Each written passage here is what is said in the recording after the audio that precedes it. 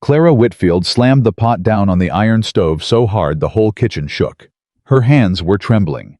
Not from fear, from fury. Behind her, William Carter stood in the doorway with his arms crossed, his voice dripping with contempt. "I said get out of my kitchen. A woman your size couldn't save a dying dog, let alone my father." Clara did not turn around. She struck a match, lit the burner, picked up her wooden spoon. "Then don't watch," she said. "But don't you dare touch that stove. If this story already has your heart pounding, you are exactly where you belong. Hit that subscribe button right now and follow this channel so you never miss a single story. Drop the name of your city in the comments below. I want to see just how far this story has traveled. Now settle in, because what Clara does next is going to leave you breathless. The letter arrived on a Tuesday, folded twice and worn at the crease like it had been opened and reread more times than a person ought to admit. Clara Whitfield sat at her small kitchen table in Durango, Colorado, with a cup of cold coffee going untouched beside her elbow, and she read the advertisement one more time.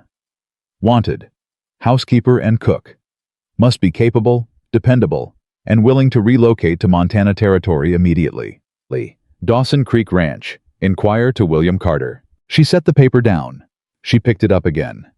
Outside, the wind was doing what Colorado wind always did in January, throwing itself against every wall and window, like it had a personal grievance with the building. The floorboards were cold beneath her feet. The woodpile was getting low. Her landlord had come by twice that week already, and she did not need him to come a third time to understand the message he was delivering.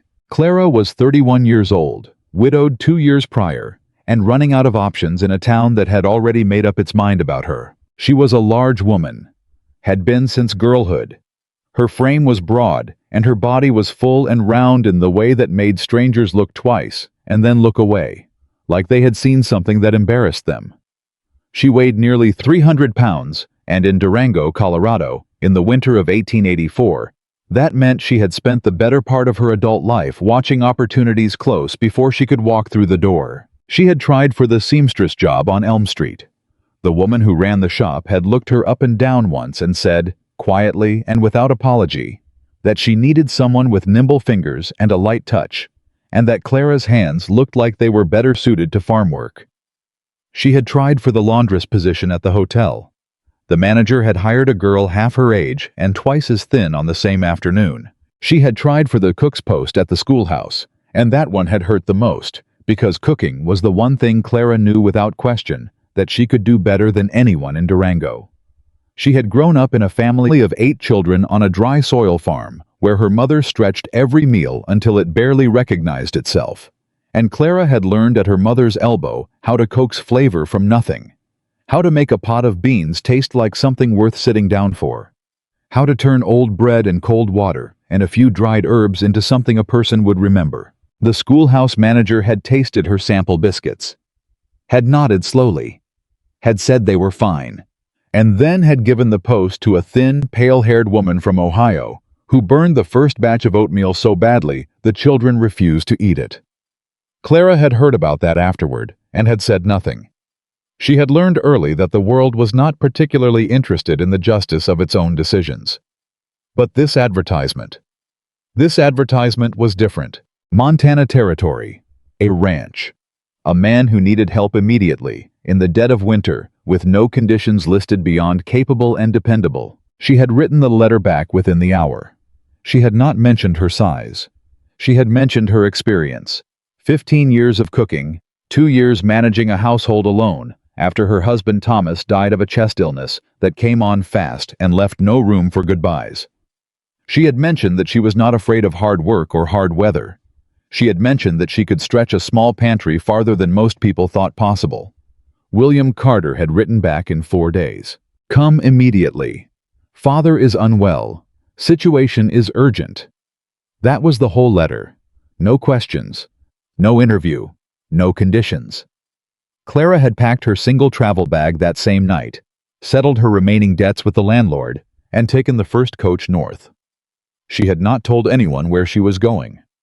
There was nobody left in Durango who would have been sorry to see her leave. The ride to Montana took longer than it should have, because the January roads were half frozen and the horses were not particularly enthusiastic about any of it. Clara sat in the coach with her bag on her lap and watched the landscape change from the dry red scrub of Colorado into the deeper, colder gray-white of Montana territory, where the mountains sat heavy and close, and the sky pressed down like something with opinions. She thought about Thomas sometimes on long rides. He had been a quiet man, a farmer's son turned ranch hand, who had loved her without apology from the first time they met at a church social in 1878. He had never once looked at her. Most men did. That quick flicker of surprise, that adjustment of expression, that careful neutrality people wore when they were trying to disguise their disappointment. Thomas had just looked at her. Directly. Like she was simply the person he was looking at. She missed that most. The coach pulled up to Dawson Creek Ranch on a Thursday afternoon, and Clara stepped down into mud and cold air and immediately understood that the situation here was worse than the letter had suggested. The ranch was not dying, but it was deeply, genuinely struggling. The fence along the north pasture had sections that were leaning wrong. The barn door was hanging crooked on its top hinge. Two ranch hands she could see from the road were moving slow and dull-eyed, the way men moved when they had been working through exhaustion for too long and had stopped believing in the point of it. The main house was a solid structure. It had been built by someone who knew what they were doing, but it looked like no one had been genuinely caring for it in months. The porch boards were muddy. A shutter on the second-floor window was banging loose in the wind, and nobody had bothered to fix it. Clara picked up her bag and walked to the front door. She knocked. A long pause. Then William Carter opened the door. He was younger than she expected. 25, maybe 26, with the look of a man who had been handed a situation he did not feel equipped for and had been white-knuckling through it ever since. He was tall, lean, with dark circles under his eyes that spoke to weeks of poor sleep, and his jaw was set in the rigid way of a person holding themselves together through sheer stubbornness. He looked at Clara. She watched the exact sequence of it happen. The initial neutrality, the processing, the flicker of something she had long since learned to name accurately, because she had seen it enough times to recognize it the way you recognized an old scar. Not quite disgust, not quite pity, something in between, a private recalculation. "You're Clara Whitfield," he said. Not a question. More like a man confirming something unfortunate. "I am," she said. A pause. "You're—" He stopped himself, regrouped. "You came all the way from Durango." "I did." Another pause. She watched him look at her bag, then at her, then past her at the coach that was already pulling away down the road. "The advertisement said capable and dependable," Clara said, because she had learned over the years that waiting for people to complete their thoughts was sometimes less useful than simply addressing the thought you could already see them having. "I am both of those things. I am also the only person who answered your letter, I assume." William's jaw tightened. "We've had a difficult situation," he said carefully. "Your father is dying," Clara said. "That is what your letter implied. I didn't come here for careful language. I came because you needed someone." William looked at her for a moment, and she could see the war happening behind his eyes. The thing he wanted to say pressing against the thing he knew he should not say. And underneath both of those, the plain, desperate reality that his father was upstairs burning with fever, and the pantry was nearly empty, and the last cook had walked out in October, and he had been failing to manage everything himself ever since. "You'd better come in then," he said finally. She stepped through the door. The house was cold. Not dangerously cold, but the kind of cold that told you the fire had not been properly tended in at least a day. The kind of cold that settled into furniture and floors and became the house's default temperature instead of the exception. "I need to see the kitchen," Clara said immediately. "And I need to see your father." "The kitchen first," William said. There was something terse in it, like a warning. She followed him down the hallway. The kitchen was large. It had been built for a working ranch of this size, which meant it had good bones. A proper iron range, a wide work table, 2 fireplaces flanking opposite walls, and enough shelf space for serious provisions. Currently, the provisions were not serious. Clara walked to the pantry door and opened it. She stood there for a moment. Then she stepped inside and began to take inventory the way she always did. Not with despair, which was a waste of time, but with the precise, calm attention of someone assessing what there was to work with. There were dried beans. 2 varieties, pinto and white navy. The pinto beans were older, but still serviceable. The navy beans were in better condition. A 20-pound sack of flour with the top folded down, a small amount of rendered fat in a sealed tin, a cluster of onions hanging from a hook on the wall, 3 varieties of dried herbs, including rosemary and sage, and something that turned out on closer inspection to be dried thyme in a jar with a handwritten label. A half-wheel of hard cheese, old but not gone. A modest quantity of smoked pork. It looked like shank, the kind of cut that required long, slow cooking to give up its value, which meant most impatient cooks would have dismissed it. She did not dismiss it. She saw an hour of simmering and a broth that could anchor a meal. There were potatoes, a dozen or more, some soft, but none of them truly gone. A jar of molasses, salt, a small amount of black pepper, 2 dried red chilies, a forgotten tin of sardines in the back corner. William stood in the doorway of the pantry watching her. "There's nothing here," he said. "I've been meaning to send someone for supplies, but the roads have been—" "There's plenty here," Clara said. He blinked. "Excuse me?" She turned around and looked at him squarely. "I said there is plenty here. Not enough for a feast. Enough for a sick man and a crew of workers who need their strength. That is what you need right now. Not a feast. Nourishment. Warmth. Something that will hold." William stared at her. "You can't make a real meal out of what's in that pantry," he said. "I've had 3 of my men try. They came back with beans and nothing else and called it supper." "Your men made beans because they didn't know what to do with the pork shank," Clara said. "Or the thyme, or the molasses."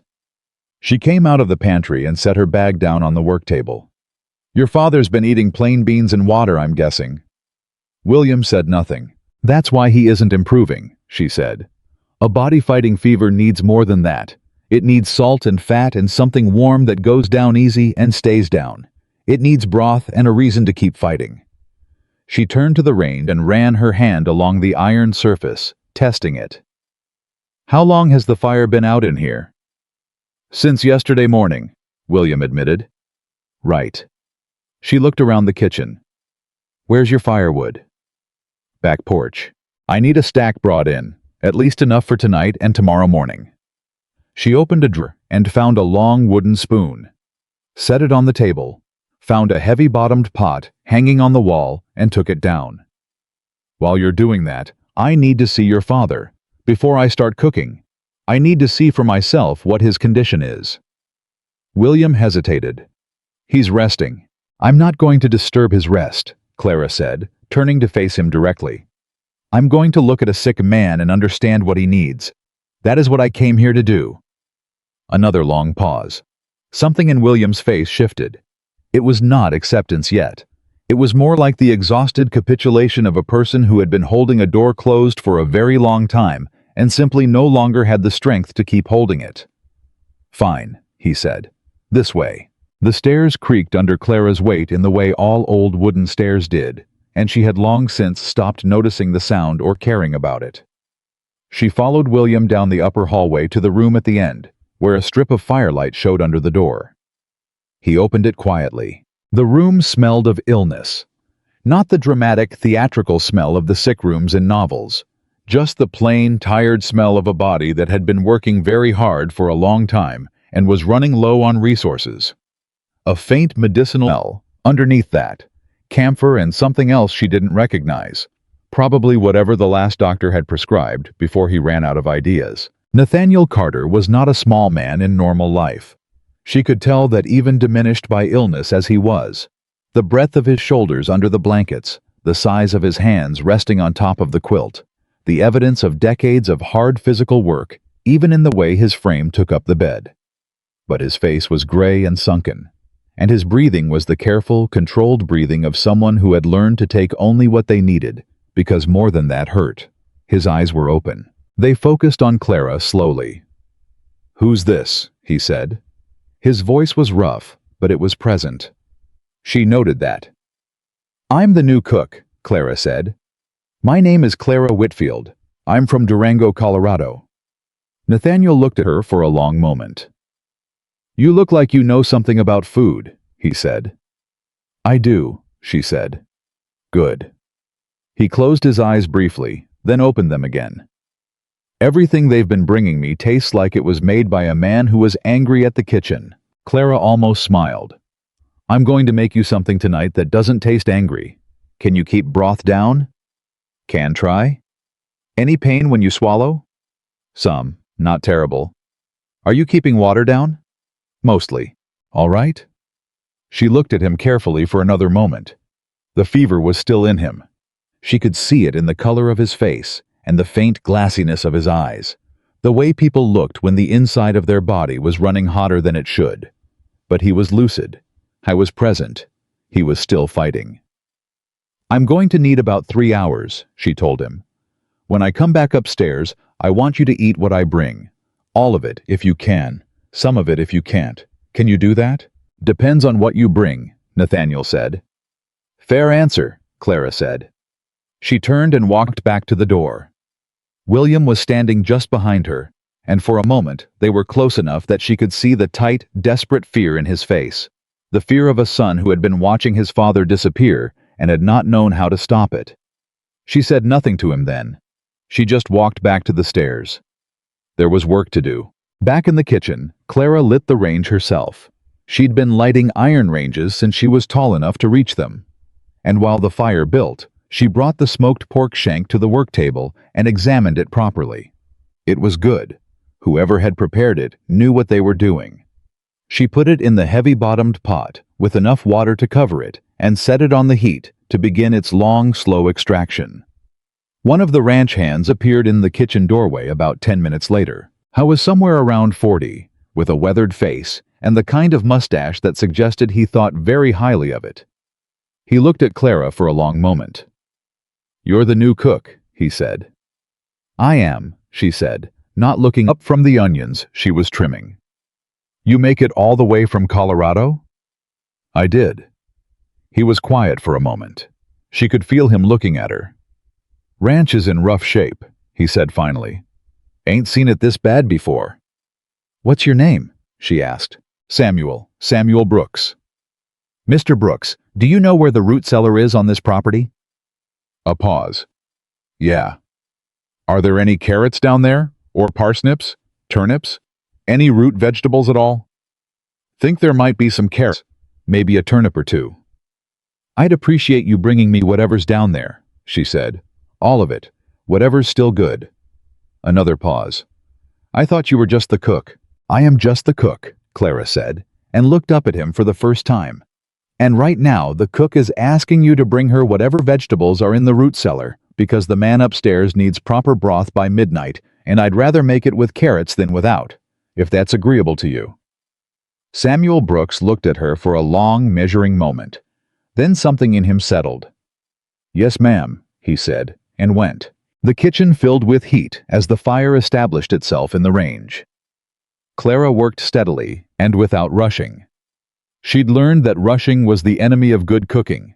It made you careless, made you skip the steps that seemed optional but weren't, made the food taste like haste instead of intention. She soaked the navy beans in cold water to start their softening. She sliced the onions and cooked them low and slow in a small amount of the rendered fat until they went translucent and then golden, and then began to tip toward something sweet and deep, which was the point where most cooks stopped paying attention and let them burn. Clara did not stop paying attention. Samuel returned with 3 decent carrots, 2 turnips that were a little soft but still good, and a look on his face like a man who had been mildly surprised to find himself obeying an instruction he hadn't entirely planned on obeying. He set the vegetables on the work table. "Anything else?" he said. "Do you have any apple cider vinegar anywhere on this ranch?" He thought about it. "Might be some in the supply shed, left over from last summer." "Would you be willing to look?" I went and looked. He came back with half a bottle. "Good man," Clara said, and he blinked at her like that was not a category he had expected to find himself in. More ranch hands filtered in and out of the kitchen over the next 2 hours. The smell of the cooking pork and onions was doing what good cooking smells always did, pulling people in the direction of wherever it was coming from. Even people who told themselves they weren't hungry. Even people who had spent the better part of the day telling each other that this new cook didn't look like she was going to amount to much. A young man named Eli, maybe 19, with the unfinished quality of someone who hadn't quite grown into himself yet, leaned in the doorway for so long without saying anything that Clara finally looked up. "You need something?" she asked. "Smells different," he said. "Different from what?" "From usual." He paused. "From the last while, I guess, since May left." "Who's May?" "The cook who was here before you. She left in October, said the situation was getting too hard to manage." He was quiet for a moment. "It's been real bad since then." "How's the crew been eating?" "Best we can. Sam's been doing most of it. He ain't much of a cook." A pause. "None of us are, I reckon." Clara nodded. "Go sit down somewhere warm. I'll have something ready in about an hour." Eli looked surprised. "For the whole crew?" "There's enough for everyone," she said. "Go on." He went. William appeared in the kitchen doorway at some point around the 2-hour mark, and he stood there watching her work with an expression she couldn't entirely read. There was something uncomfortable in it, something that looked like a man in the process of revising an opinion he had held with too much confidence. She didn't say anything to him. She kept working. The broth was ready first, deep and golden and rich in a way that broth made from plain water and plain bones never was, because she had added the apple cider vinegar in the long simmer to draw minerals from the bone, and the onions and carrots and herbs had given it a warmth that you felt in your chest when you drank it, not just in your stomach. She ladled a cup and tasted it, added a pinch of salt, tasted again, nodded to herself. Then she moved to the beans. The navy beans had gone soft enough to work with, and she added them to a fresh pot with some of the broth, the remaining onion, a stripped piece of pork that had given up most of what it had to give to the first pot, a pinch of the dried thyme, and a small pour of the molasses. She let that go low and slow while she dealt with the potatoes. Cut small, pan-cooked in the remaining rendered fat with the dried red chilies, until they were crisp at the edges and fragrant enough that she could hear someone outside the kitchen door say something in a low voice that she chose not to fully process. She was aware, in the way she was always aware, of what was happening outside the room she was in. The whispers. The reconsidering. The moment when doubt began to quietly make way for something different. She had been in this moment before. It always arrived the same way. Not in a single dramatic instant, but in a gradual, reluctant shifting. Like the light changing in the hour before sunset. Like a river changing course so slowly you couldn't point to the exact moment it happened. She didn't require them to announce it. She didn't need anyone to say they were wrong. She just needed to finish cooking. At 10:30 that night, Clara assembled a tray. A deep bowl of broth, still steaming. A small portion of beans, tender and dark with the molasses and herbs. A piece of soft bread she had made in the last hour from the flour, and a small amount of leavening she'd found in a tin behind the sardines. Baked flat in a cast-iron pan over the fire because there wasn't time for a proper loaf. A cup of water with a pinch of salt and a scrape of molasses stirred into it, because she had learned from her mother that a sick body needed electrolytes the way dry ground needed rain. She picked up the tray and carried it upstairs. Outside Nathaniel's door, she heard William's voice low and urgent. He was in there, she realized. She knocked once and pushed the door open. William looked up from the chair beside the bed. Nathaniel was watching the door. His eyes went to the tray. "That's a real meal," he said. His voice was still rough, but something in it had shifted. Something that sounded like the beginning of wanting. "It is," Clara said. She crossed the room, set the tray on the side table, and pulled the chair closer. "I can feed myself," Nathaniel said. "I know that," she said. "But I'm going to sit here while you do." He looked at her for a moment. Then, very slowly, he pushed himself a little more upright against the pillows. "All right," he said. William stood. He seemed like he was about to say something. He looked at Clara, then at the tray, then at his father, and then he sat back down instead. Clara picked up the broth and handed it to Nathaniel. He took it with both hands, lifted it slowly to his lips. He drank. A long silence. "Lord?" Nathaniel said very quietly. Clara said nothing. He drank again. "Haven't had anything that tasted like something in—" He stopped. Set the cup down carefully. His jaw worked for a moment. "Long time," he finished. "Take your time," Clara said. "It's not going anywhere." He reached for the bread next. His hands were steadier than she expected. He tore a small piece, dipped it in the remaining broth, and ate it. William sat forward in his chair, his elbows on his knees, watching his father eat with an expression on his face that he was not fully managing to conceal. Clara did not look at him directly. She gave him the privacy of it.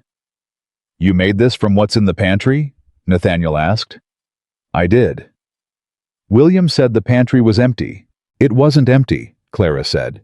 "It was full of things that needed someone who knew what to do with them." Nathaniel looked at her over the rim of the cup. "Where did you learn to cook like this?" "My mother," she said, "and hard years after she was gone." He nodded slowly, like that was an answer he understood without requiring further explanation. He ate. It was slow going. He was a sick man, and his appetite was still somewhere underneath the illness. But he finished the broth, and most of the beans, and nearly all of the bread, which was more than Clara had expected. And when he set the last piece of bread down and leaned back against the pillows, he looked less gray than he had 2 hours ago. "Thank you," he said. "You're welcome," Clara said. "I'm going to come back in the morning with something warm. Try to sleep." She gathered the tray and stood. At the door, William stepped forward. He opened it for her. She walked through without looking at him, because she already knew what his face was doing, and she was tired, in the best possible way. Tired the way you got when you had done exactly what you came to do, and it had worked. The kind of tired that sat easy and let you sleep. She went downstairs. She cleaned her kitchen. She banked the fire in the range so it would hold until morning, and then she sat for a moment at the work table in the warm kitchen that smelled of broth and herbs and baked bread. And she thought about the empty pantry that had become a meal, and the sick man who had eaten it, and the long road from Durango that had led her here, to a ranch she had never seen before, full of people who had already decided what she was worth before she ever opened her mouth. She thought about all of that. Then she folded her hands on the work table, bowed her head, and was quiet for a moment. Not empty, she thought. Never as empty as they think. She blew out the lamp and went to find where she was sleeping. She did not sleep well. Not because the bed was uncomfortable.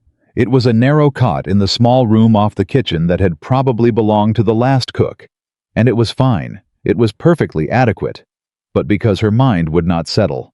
It kept running back through the evening, the way a hand runs back over a piece of fabric checking for flaws, going over everything she had done and everything she had seen, and the way Nathaniel Carter had looked when he finished that last piece of bread and leaned back against his pillows with something in his face that had not been there when she walked in. She had seen that look before. Not often, but enough times to know what it meant. It meant that the body had remembered it wanted to live. That was enough. That was what she had come to do. She was up before dawn. The kitchen was cold in the way kitchens got cold when the fire had been banked low overnight. Not dead, just sleeping. And she rebuilt it quickly and efficiently the way her mother had taught her, feeding the coals with small pieces first, then larger, coaxing rather than forcing.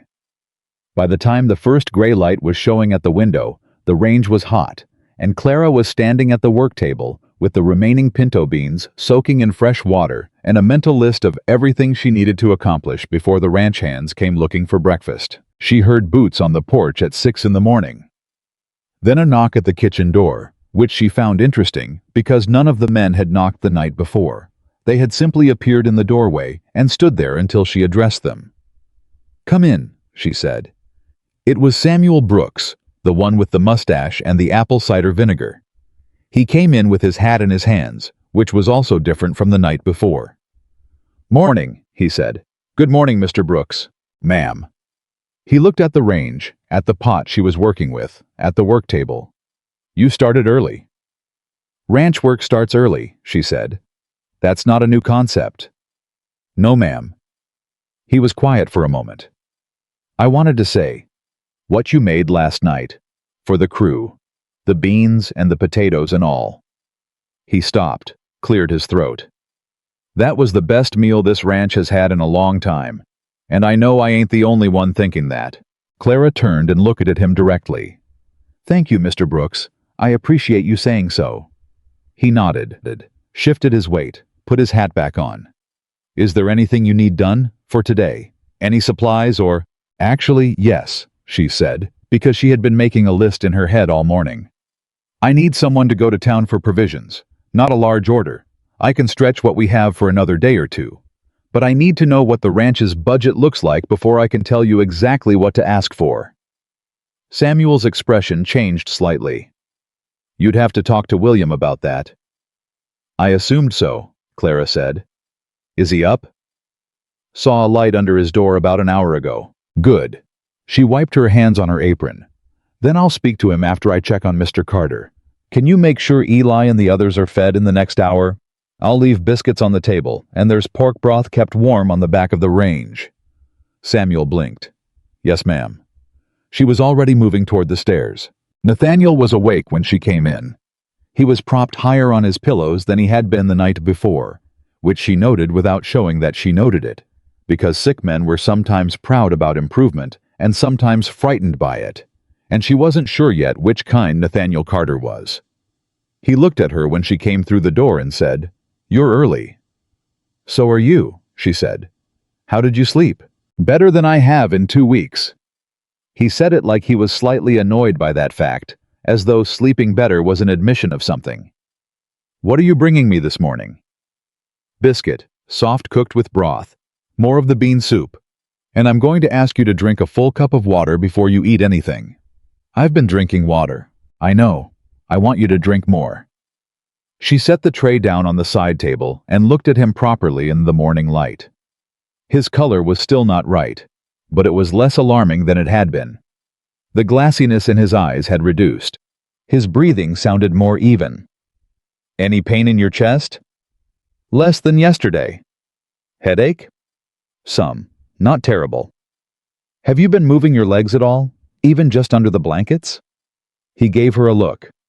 I'm not an invalid. I didn't say you were. I said, have you been moving your legs? She held his gaze. A body that lies still too long starts to forget what it's supposed to do. I'm not asking you to get up and shoe a horse. I'm asking if you've been moving. A pause. Some, he admitted. Good. More today. She poured the water and handed it to him. Drink that first. I took it, and she saw the small rebellion in his face. The instinct of a man who had spent 40 years telling other people what to do and was not particularly accustomed to being on the receiving end. And then he drank the water without argument, which told her something important about Nathaniel Carter. He was stubborn, but he was not foolish. My son was up half the night, he said, between swallows. Was he? He thinks I don't know, but I hear him, walking around, going downstairs, coming back up. He finished the water and handed the cup back to her. He's scared, Nathaniel said. He won't say it because he thinks fear isn't a thing a Carter man admits to. That's my fault, probably. I raised him to keep things in. Clara said nothing. She handed him the biscuit. He was unkind to you yesterday, Nathaniel said. It was not a question. He was under pressure, Clara said. That's a diplomatic answer. It's an honest one. She met his eyes. Men under pressure often react to the easiest target in their field of vision. I'm used to being that target. It doesn't mean it's right, but it doesn't mean a man can't grow past it either. Nathaniel studied her. You're not what I expected. Nobody ever is, Clara said. Eat your biscuit, Mr. Carter. He almost smiled. It was brief and reluctant, but it was there. She left him eating and went to find William. She found him in the front room, standing at the window with a cup of coffee that had probably gone cold, staring at the north pasture like it had personally offended him. He turned when he heard her come in, and she watched him make a rapid internal adjustment. The straightening of posture, the tightening of expression, the reflexive reassembly of someone who did not want to be seen in the state she had just caught him in. "How is he?" William asked immediately. "Better," she said. "He slept. He's eating this morning. His fever is still present but lower than last night. That is genuinely good news." Something went through William's face. She couldn't have named it precisely, but it was real, and it was raw, and it lasted only about 2 seconds before he pulled it back. "Good," he said. His voice came out slightly uneven. He cleared it. "That's good. I need to talk to you about provisions," Clara said, because she knew he needed a practical conversation right now, more than he needed an emotional one. "I can work with what we have for another day, but we'll need a proper supply run by tomorrow at the latest. I'd like to know what the budget looks like before I make a list." William turned from the window. "What do you need?" "Meat first. Beef if it's available. If the ranch has cattle, which I assume it does, then the question is whether you're willing to butcher one of the weaker animals, or whether you'd rather purchase in town." "We can spare one animal," William said. "I'll talk to Samuel." "Good. I'll also need flour, a larger quantity than what's in the pantry, cornmeal, dried split peas, another sack of beans if they have them, coffee, a tin of lard, and—" She paused, because she had heard something, and she turned toward the kitchen. A crash. Then silence. She moved fast for a woman her size, always had, always surprised people when she did. And she was through the hallway and into the kitchen in under 10 seconds. Eli was standing in the middle of the kitchen with broken crockery around his feet, and a look on his face that was somewhere between horrified and defiant. And behind him, leaning in the doorway from the back porch, were 2 other ranch hands she hadn't formally met yet. One of them was grinning. The grinning one spoke first. "Boy dropped it," he said, with the loose, easy cruelty of someone who thought he was among friends. "Guess he was distracted." His eyes moved to Clara, and she could see the exact calibration happening. The decision to keep going.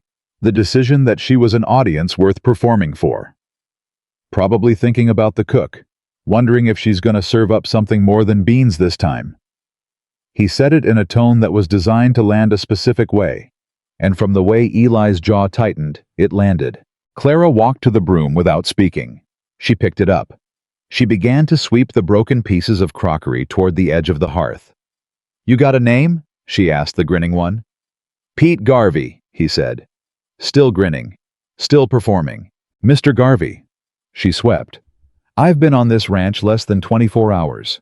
In that time I've fed 12 men, kept a fire going through the night, made broth that has put a sick man on the road to recovery, and I'm currently planning a provision list that will keep this ranch from going hungry through the rest of the winter." She looked up at him. "What have you done this morning?" The grin faltered. "I'm just saying." "I know what you're saying," Clara said. "I've been hearing that kind of saying my whole life. It doesn't hurt me, Mr. Garvey. It doesn't make me smaller, because I know exactly what I'm worth, and that is not a thing you have any power over." She set the broom aside and looked at him steadily. "But I'll tell you this once, plainly and without drama. I am going to be the one feeding you for the foreseeable future.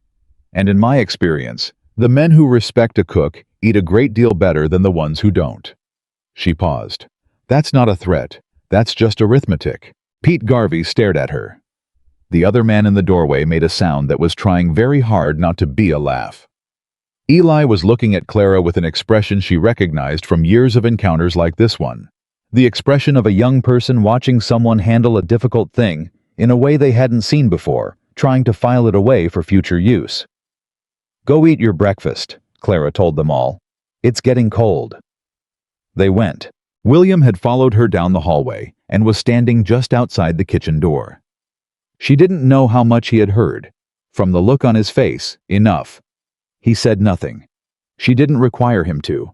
She went back to the range and began the morning properly. The day had its own kind of momentum once it got moving.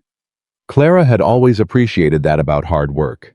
It didn't give you much time to think about anything except what was directly in front of you, which was sometimes exactly what a person needed. She sent Samuel to town with a list she had refined to the essentials and a firm instruction to be back before dark.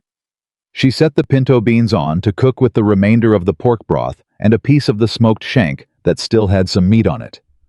She visited Nathaniel twice more during the day, once mid-morning, once in the early afternoon, and each time he was a little more present, a little less diminished, a little more like a man who was remembering who he was. "You should have been a doctor," he told her the second time. "I thought about it," she said honestly. He looked at her. "What stopped you?" "Opportunity," she said, "and money, and the small matter of the world not being particularly interested in training women like me for things like that." Nathaniel was quiet for a moment. "Women like you," he repeated. "Large women," Clara said plainly. "Women who don't look the way people think capable women should look. It's a whole system, Mr. Carter, very efficient, very consistent." She plumped the pillow behind him with practiced hands. "But I found my way. I always do." "I believe that," he said. "How are your legs feeling?" "Strong enough to be irritating about it," he said, which was the most Nathaniel Carter thing he had said yet, and she made a note that he was moving in the right direction. It was mid-afternoon, with the kitchen warm and the smell of cooking beans filling the whole ground floor of the ranch house, when William Carter came and stood in the kitchen doorway again. This time he was not leaning against the frame. He was standing straight, hat in his hands, with the deliberate posture of a man who had been rehearsing something. Clara kept working. She knew how to let people get to the thing they were trying to say without rushing them. "Miss Whitfield," he said. "Mr. Carter." A pause that was long enough to mean something. "I owe you an apology." She set her wooden spoon down. She turned around and gave him her full attention, because she believed that a real apology deserved that. "Yesterday," he said, "when you arrived, I was—" He stopped. His jaw worked. "I made a judgment before I knew anything worth knowing, and I said things that were—" Another stop. "That were unfair." "You said I couldn't do the job," Clara said, not to twist the knife, just to make it clear that she was not going to help him soften what it had actually been. "Yes," he said. "I did." He met her eyes. "I was wrong." She looked at him for a moment. I was genuinely uncomfortable. She could see that. And she could see that the discomfort was not performative. It was the real discomfort of a man confronting a gap between who he thought he was and what he had actually done. That gap was uncomfortable for everyone who ever had to look at it squarely, and the temptation was always to look away. William Carter was not looking away. She respected that. "Apology accepted," she said. He let out a breath. "Thank you. The best way to continue it," she said, "is to treat me like what I am, which is the most competent cook and housekeeper you have available to you, and to let me do my job without relitigating the question of whether I can do it." "Yes, ma'am," William said, and the ma'am came out without artifice, without condescension, without the particular flatness that polite words sometimes carried when they were mostly decorative. It came out straight. Clara nodded. "Good. Then we understand each other." She turned back to the range. William did not leave immediately. She could hear him still standing there, and she waited to see if there was something else. My mother," he said. "She died 3 years ago. Influenza. After that it was just him and me running this place, and I've been terrified of losing him, since before he even got sick." A pause. I didn't handle your arrival well because I was already at my end." Clara stirred the beans slowly. "I understand," she said. "Fear makes people behave in ways they're not proud of. That's not an excuse, but it is a context." She glanced back at him briefly. "Your father told me this morning that he thinks you don't admit to being scared because you believe he raised you not to." William went very still. "He said that?" "He did." She kept her voice even. "He seemed to feel responsible for it." A long silence. "I didn't know he thought that," William said finally. "Maybe you should tell him," Clara said. "When he's stronger. Sometimes the things that go unsaid the longest are the ones that most need saying." Another silence. Different quality to this one. "You cook," William said quietly. "And you seem to also be—" "A person," Clara said. "Yes, I know that comes as a surprise. High Mata sound." It took her a moment to realize it was a laugh. Brief, involuntary, and somewhat horrified with itself. But real. "I'm sorry," he said again. "You already said that," Clara said. "Once is enough. Go check on your fence line. Samuel mentioned the north section was giving trouble, and you look like a man who needs to move." He went. Samuel returned from town in the early evening with the provisions, and Clara went through everything on the porch in the failing light, checking quantities and quality, making note of what they had and what they would need the following week. Beef. A proper amount this time. Flour, lard, cornmeal, dried split peas, a block of salt pork that would last if she was careful with it. A quantity of dried apples that she had not asked for, but immediately understood the value of, because dried apples could go into a dozen different things and would give the crew something sweet that they had almost certainly been doing without. "Good choices," she told Samuel when she got to the apples. He looked surprised. "I just grabbed what seemed useful." "That is what good judgment looks like," she said. He stood a little straighter. The kitchen that evening was different from the kitchen the night before. The night before, the ranch hands had filtered in quietly, uncertain, watching her the way people watched something they hadn't decided about yet. Tonight they came in with a different energy. Still not easy. It was only the second day, and she was still largely a stranger. But something had shifted. Pete Garvey came in last, and he sat down at the far end of the table. And when Clara set a plate in front of him without comment, he said, "Thank you, ma'am."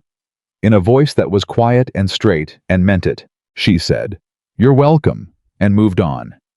She brought Nathaniel's supper up herself, as she had the night before. He was sitting up properly in bed this time, not just propped by pillows, but genuinely upright, and the color in his face was different enough that it caught her breath slightly, though she kept that from showing. "You look better," she said. "I feel better," he said. "Still weak. But the kind of weak that feels like it's going somewhere, not the kind that feels like a direction." She understood exactly what he meant. "That's good. That's very good." She set the tray down. Tonight she had made a proper beef broth from the butchered animal, deep and dark and rich, with tender pieces of the beef, cornbread, and a small pot of stewed dried apples with a pinch of cinnamon she'd found in a forgotten tin at the back of the spice shelf. Nathaniel looked at the stewed apples. Something in his face moved. "My wife used to make those," he said. His voice was level, but only just. "I'm sorry," Clara said quietly. "Don't be.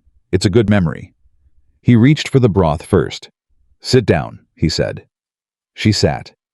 They were quiet for a while. Just the sound of him eating, and the wind outside, and the distant low sounds of the ranch settling into evening. "How long are you planning to stay?" Nathaniel asked. "As long as you need someone," Clara said. "I have no particular place to be." "You don't have family back in Colorado?" "Not anymore," she said simply. He nodded, did not push it. She appreciated that. "You were a widow before you came here," he said. It was in the letter she remembered. She had mentioned Thomas. 2 years now," she said. "Hard years." "Yes." "William's mother was—" He stopped. "It changes things. When you lose the person who held everything together, you don't realize how much was held together until it isn't anymore." Clara looked at him carefully. He was not a man who said things like that easily. She could hear the effort in it, the way a door sounded when it had been shut a long time and the hinges were stiff. "It does," she agreed. "He blamed himself," Nathaniel said. "William. For not being here when she passed. He'd gone to Billings for supplies. He was gone 3 days. She went on the second day." A pause.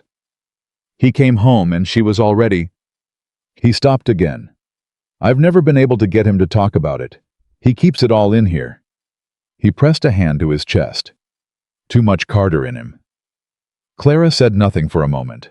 Then she said, "When you're strong enough, when you're sitting at the dinner table again, I think the two of you need to have that conversation, the one you've both been avoiding." Nathaniel looked at her. "You've been here 2 days." "I know," she said. "And you can already see—" "It's not particularly hidden," she said gently. "I'm sorry. I don't mean to speak out of turn." A long pause. "You're not speaking out of turn," Nathaniel said. He looked down at his food. He picked up the spoon and took a bite of the stewed apples. His eyes closed briefly. "Lord," he said again, soft. "Too sweet?" she asked. "Perfect," he said. "Exactly perfect." She left him to finish and went back downstairs, and the kitchen was mostly empty now, the men having gone to the bunkhouse, the fire banked, the dishes washed by Eli, who had appeared without being asked and done the job without being told how, which was the mark of a young man who paid attention. She stood in the kitchen alone for a moment. The house was quiet, but it was a different quiet than it had been when she arrived. Yesterday, the quiet had been the quiet of a place forgetting how to function.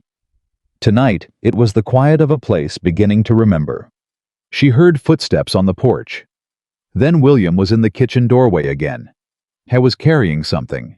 2 cups of coffee, she realized, one in each hand. He held one out toward her. She took it. They stood on opposite sides of the work table in the warm kitchen and drank their coffee without saying anything for a while, which was sometimes the most honest conversation available. Then William said, "He's really going to be all right, isn't he?" It was not quite a question. "I believe so," Clara said. "If he keeps eating and sleeping and moving, and if he has someone in that room who's not afraid to be straight with him." "He likes you," William said. There was something complicated in his voice. Not quite jealousy. More like the wistfulness of a person realizing they had been going about something the wrong way for a long time. "He likes that I don't treat him like he's already gone," Clara said. "People do that sometimes with sick folks. They start grieving before the person's actually left, and the sick person can feel it. It makes them feel like they're already on the wrong side of something." William was quiet. "Did you do that?" he asked. His voice was low. She considered her answer carefully. "I think you were scared enough that you might have been letting the fear run ahead of the reality," she said. "Yes." A long silence. "I thought he was dying," William said. "I really thought—" His voice broke, just slightly, just at the edge. He stopped and pressed his lips together and looked at the ceiling for a moment, and she watched him do it, and did not look away, and did not pretend she hadn't seen it. Because sometimes people needed to be seen in their hard moments more than they needed to be given the pretense of privacy. "He's not dying," she said. "He's fighting. There's a difference." William lowered his face, nodded, swallowed. "You rode all the way from Durango," he said, "in January, for a job that, for a situation you couldn't have known was—" "I knew it was urgent," she said. "Your letter made that clear. And you still came." "People needed help," she said simply. "That's enough of a reason." William set his coffee cup down on the work table. He looked at his hands for a moment, then looked up at her with the directness of a man who had spent several hours doing the kind of interior reckoning that left a person tired and clear in equal measure. "Miss Whitfield," he said, "I don't know how to say this exactly right, so I'm just going to say it plain. I don't want you to leave when he gets better. I want you to stay. This ranch needs what you're doing, the way you manage all of it. The kitchen, the crew, my father." He stopped. "Me," he said more quietly. Clara looked at him across the work table. She thought about this letter. The coach. The cold road north, and the gray Montana sky pressing down like something with opinions. She thought about what it meant to find a place that needed exactly what you had to give, and to discover that what you had to give was more than you had sometimes allowed yourself to believe. "I'll stay through the winter," she said. "After that, we'll see how things stand." William nodded. "That's fair," he said. "More than fair." She picked up her coffee. "Good night, Mr. Carter." "Good night, Miss Whitfield." She went to her room off the kitchen, and she sat on the edge of the narrow cot in the dark for a moment before lying down. And she thought about the pantry that everyone had called empty, and the sick man who was getting better, and the young man with his fear and his pride, and his 2 cups of coffee, and his halting, genuine apology. She thought about all of it. Then she lay down and pulled the blanket up, and for the first time in a very long time, Clara Whitfield fell asleep feeling like she was exactly where she was supposed to be. But she had not yet seen what the rest of this ranch held. And she had not yet seen what Pete Garvey was capable of when he stopped grinning. Pete Garvey had been at Dawson Creek Ranch for 6 years. That was long enough to know where every loose floorboard was, which horses had bad tempers, which fence posts were rotting from the inside, and exactly how much a man could get away with before Nathaniel Carter noticed and put a stop to it. 6 years was long enough to build a comfortable little empire of small cruelties and petty authority, the kind that only functioned in the absence of anyone willing to look at it directly. Clara had been on the ranch for 4 days when she understood this. She understood it the way she understood most things, not from being told, but from watching. From the way the younger hands went quiet when Pete walked into a room. From the way Eli always checked over his shoulder before he said anything that wasn't strictly neutral. From the way Samuel Brooks chose his words carefully around Pete. The same way a man chose his steps carefully around a horse he didn't fully trust. She filed it away. She was good at filing things away. On the morning of the 5th day, Nathaniel Carter sat up in bed and asked for his boots. Clara was in the room when he said it, and she looked at him for a long moment and then said, "Not yet." He looked at her the way a man looked at someone who had just said something in a language he didn't recognize. "Excuse me?" he said. "Your boots," she said. "Not yet. Your fever broke 2 nights ago and your appetite is back, and those are both excellent signs.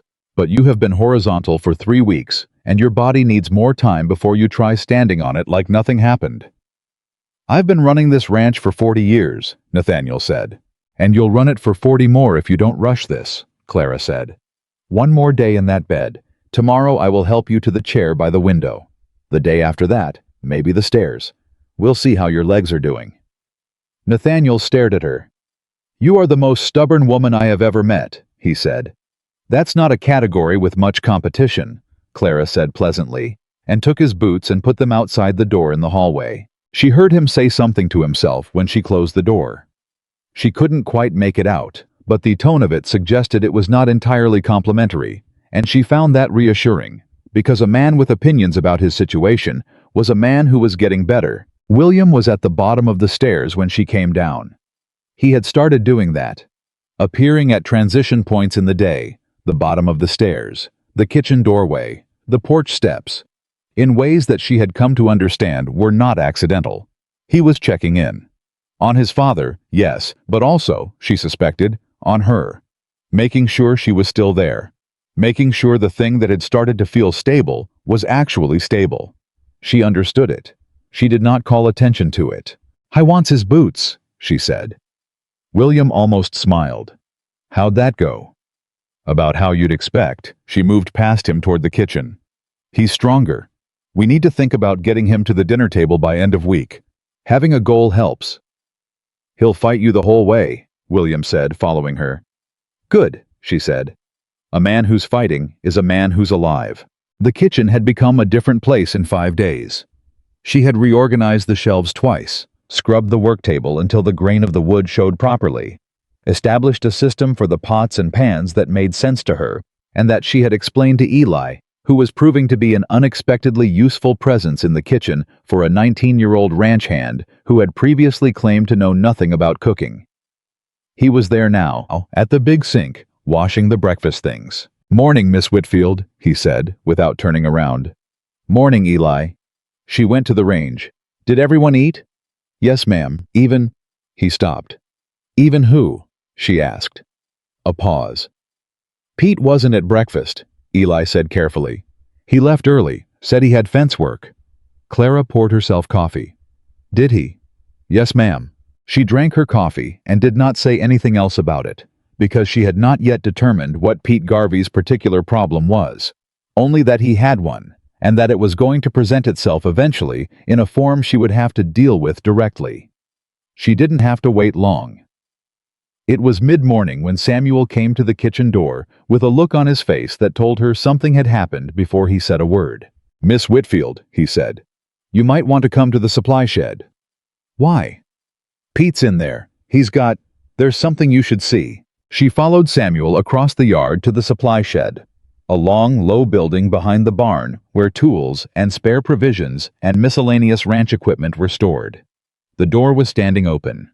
Inside, Pete Garvey was standing with one hand on a shelf, and he turned when she walked in with the easy, deliberate posture of a man who had been waiting and was pleased she'd arrived. Next to him, on the floor, was a broken crock. It had been one of the pickling crocks she'd found in the back of the pantry and had been using to start a batch of preserved vegetables, a long-term project she'd begun 2 days prior with vinegar and the last of the root vegetables, meant to provide the ranch with something through the deep winter months ahead. The crock was in pieces. The contents, brine and partially preserved vegetables, were soaking into the dirt floor. Pete looked at it, then at her. "Accident," he said. "Went to get a tool off that shelf. Knocked it." Clara looked at the shelf. The crock had been on a separate shelf on the opposite wall, 6 feet away from where Pete's hand was currently resting. She looked back at Pete. "That shelf," she said, pointing to where his hand was. "That's right." "And that crock," she said, pointing to the broken pieces 6 feet away. A beat. "Things fall in unexpected ways," Pete said, and there was nothing in his face except that easy, practiced blankness of someone who was used to being believed by default. Clara looked at the broken crock for a long moment. She thought about the weeks it had taken her mother to teach her how to pickle properly. The precise ratios of vinegar and salt, the importance of the seal. She thought about what those vegetables would have meant to this ranch in February, when fresh food was a memory and the winter had settled in for the long haul. She felt the anger move through her the way a wave moved, all the way through, clean and total. Then she let it go. "Oh. Clean it up," she said to Pete quietly. Pete blinked. "I beg your pardon?" "The mess," she said. "Clean it up. Every piece of crockery, the brine, all of it." She looked at him steadily. "That's not a request, Mr. Garvey." Pete's face went through several expressions in rapid succession. The first was surprise. The second was something harder. The third was the calculation of a man deciding whether the scene he was considering making was worth the cost. "I'm a ranch hand," he said, "not a kitchen boy. Right now you're a man who made a mess in the supply shed," Clara said, "and you're going to clean it up. Because that is what people do when they make messes, regardless of how the mess was made." She held his gaze and did not move. "I'll be back in an hour. I'd like to find it clean." She turned and walked out. Behind her, she heard Pete say something to Samuel in a low voice. She heard Samuel's response, which was brief and flat, and she couldn't make out the words. She kept walking. Back in the kitchen, she stood at the work table and pressed both palms flat on the surface and breathed slowly for a moment. Eli was watching her from the corner. "He broke it on purpose, didn't he?" Eli said. It was not quite a question. "What makes you say that?" Clara asked. "Because he does things like that," Eli said. He was quiet for a moment, and she could feel him deciding whether to say the next thing. "Last spring there was a woman who came to cook for the Roundup crew. She wasn't like you. She was young, nervous." He stopped. "Pete made her life so difficult she was gone in 3 days. He does that. He figures out what matters to a person and then he stopped again. "And what did he figure out about me?" Clara asked. "That your kitchen matters to you," Eli said. "That what you're building here matters to you." Clara was quiet for a moment. "It does," she said. "I know," Eli said. "That's why he went for it." She looked at the boy. He was 19, and he had more perception than people were probably giving him credit for.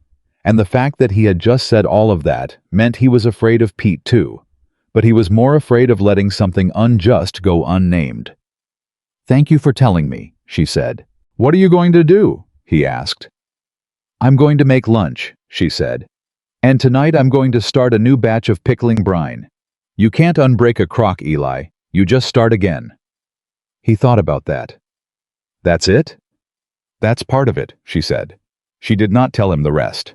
The rest was that she had been here before. Not on this ranch, not with this specific man, but in this specific situation. The one where someone had decided she was the thing that needed removing, because her presence was reorganizing an order they'd grown comfortable with. She had been here enough times to know that you did not meet that situation by retreating, and you did not meet it by escalating, and you certainly did not meet it by pretending it wasn't happening. You met it by becoming undeniable. She went back to the supply shed in an hour exactly. Pete had cleaned it up. Not well. There was still brine darkening the dirt in the corner. But the crockery was in a pile, and the worst of the mess was dealt with.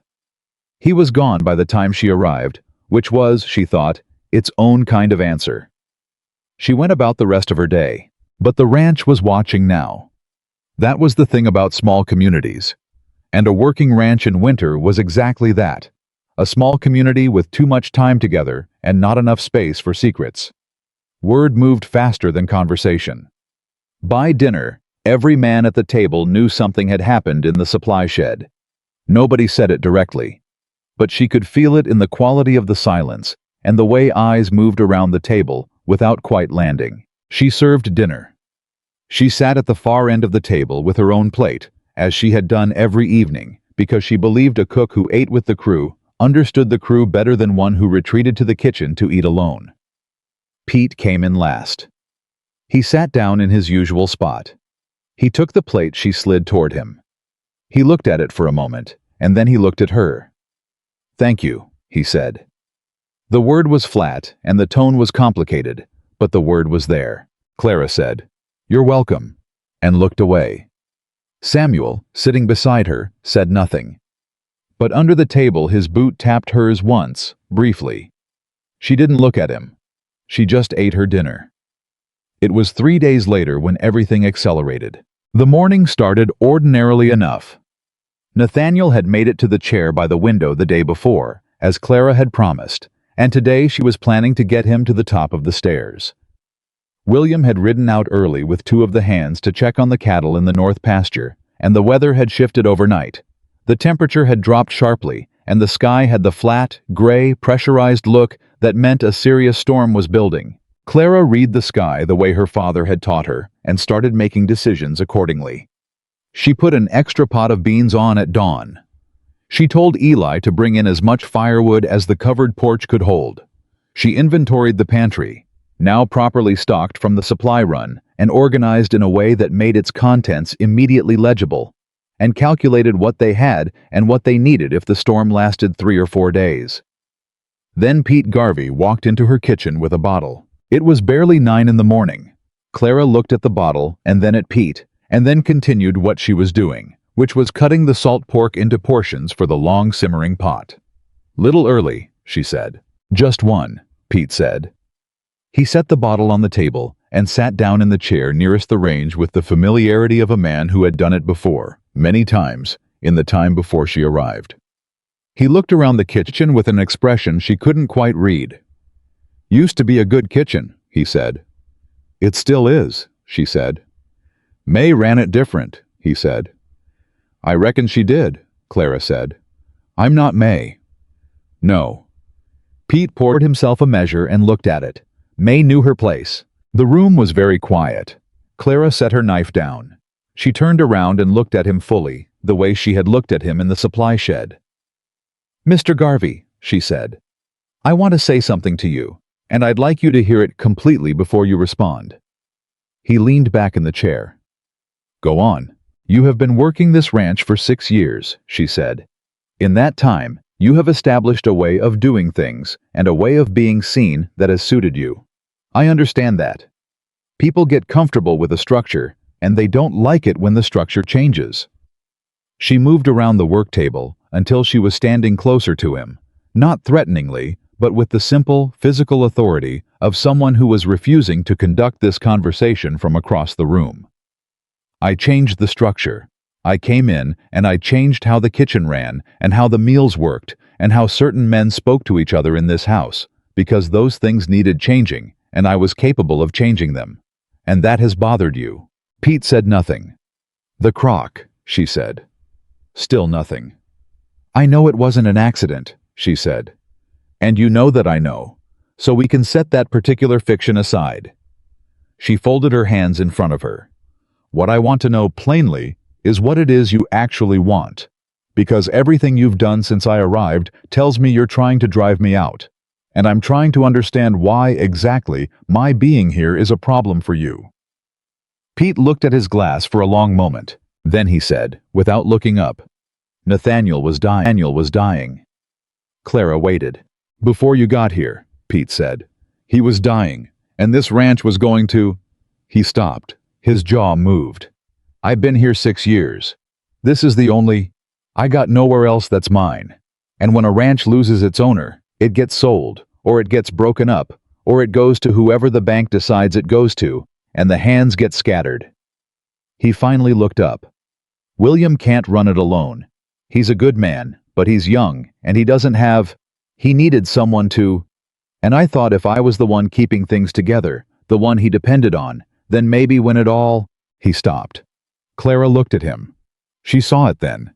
Not the cruelty, which was real, but was the surface of something.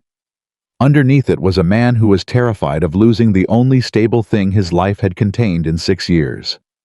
A man who had seen her arrival as a threat not to his pride, or not only to his pride, but to the fragile arrangement he had been carefully constructing in the absence of anyone better. She had walked in and made William depend on her instead of on him. And Nathaniel was getting better because of her, which meant the crisis. Pete had been positioning himself to manage through was no longer a crisis, which meant the leverage he'd been building was dissolving. None of that made what he had done acceptable, but it made it comprehensible, which was a different thing. Mr. Garvey, she said after a moment, Nathaniel Carter is not dying. He is going to walk down those stairs by the end of this week and sit at his own dinner table. And when he does, this ranch is going to continue. Not because of you or me, but because of him and William. She paused. Your place here is not in danger. It never was. But if you spend your time here making it difficult for the people who are trying to help this family, you will make your own place here precarious. Do you understand what I'm telling you? Pete was quiet. You could have been an ally, she said. You still could be. You know this ranch. You know these men. That's not nothing, Mr. Garvey. That's actually quite a lot. A very long silence. Then Pete picked up his glass, looked at it, and set it back down without drinking from it. The crock, he said. I'll make it right. Whatever it costs. A new crock from town, and a bag of salt, and a half-gallon of cider vinegar, Clara said. He nodded. Done. She picked up her knife and turned back to the salt pork. Now get out of my kitchen, she said. I have a storm to cook ahead of. And he went. She heard the back door close, and she stood still for a moment, knife in hand, and let the silence settle. Then she went back to work. The storm arrived in the early afternoon, exactly as the sky had promised.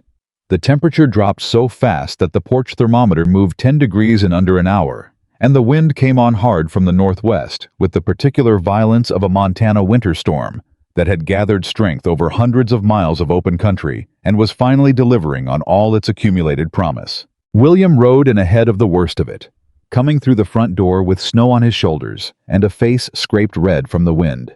And he stood in the hallway stamping his boots while Clara came from the kitchen with a towel and a direct instruction to go sit by the fire immediately. The cattle? She asked.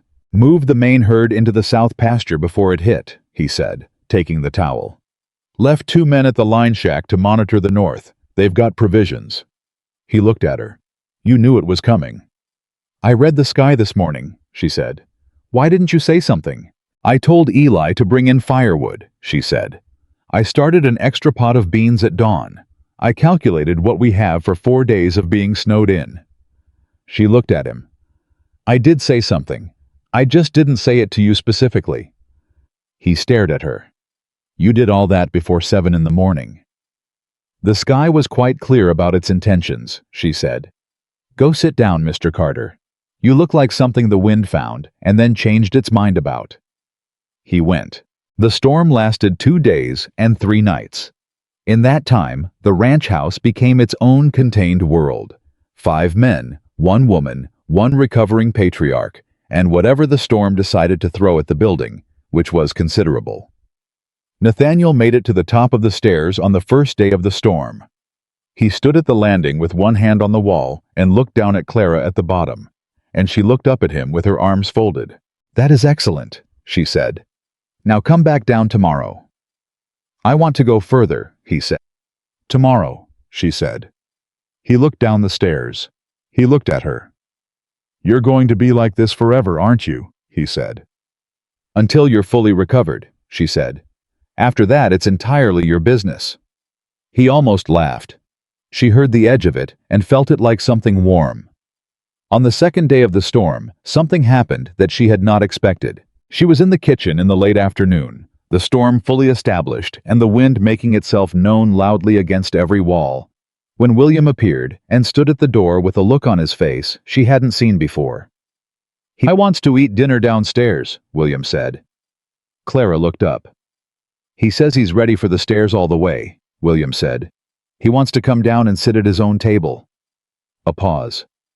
"He hasn't sat at his own table since October." Clara was quiet for a moment. She thought about what she had on the range. The beans. The beef, slow-cooked since that morning. The cornbread she had been going to make anyway. The dried apple compote she had prepared that afternoon without fully knowing why, except that the storm made her want to make something that felt like comfort. "Give me 45 minutes, she said. William nodded. He started to leave and then stopped. "Miss Whitfield," he said. "Mr. Carter." "I spoke to him," William said. "Yesterday. About my mother. About what he told you. What I told you." He stopped. His voice was careful in the way of someone who had recently done something difficult and was still carrying the rawness of it. "We talked for a long time. Longer than in years." Clara looked at him. "I think he needed to say it as much as I needed to hear it," William said. "Maybe more." He paused. "Thank you. I don't entirely know how to—" "You don't need to," Clara said. 45 minutes. Make sure he has warm socks on." William made the sound again, that brief, involuntary, slightly horrified with itself laugh. "Yes, ma'am," he said, and went. The kitchen filled with the smell of the meal coming together. Beef and beans and wood smoke and cornbread and the faint sweet smell of the apples. And Clara worked with the particular focus and joy that came over her when she was cooking something that mattered, which was most of the time, but especially now. Samuel appeared and asked without being asked whether he should set the big table. "Please," she said. Eli appeared and asked without being asked whether he should make sure the fireplace in the dining room was properly going. "Please," she said. Even Pete Garvey appeared in the kitchen doorway briefly and looked at what she was doing and said, "You need an extra pair of hands?" She handed him the bowl of dried apples and pointed at the pot of compote on the back of the range.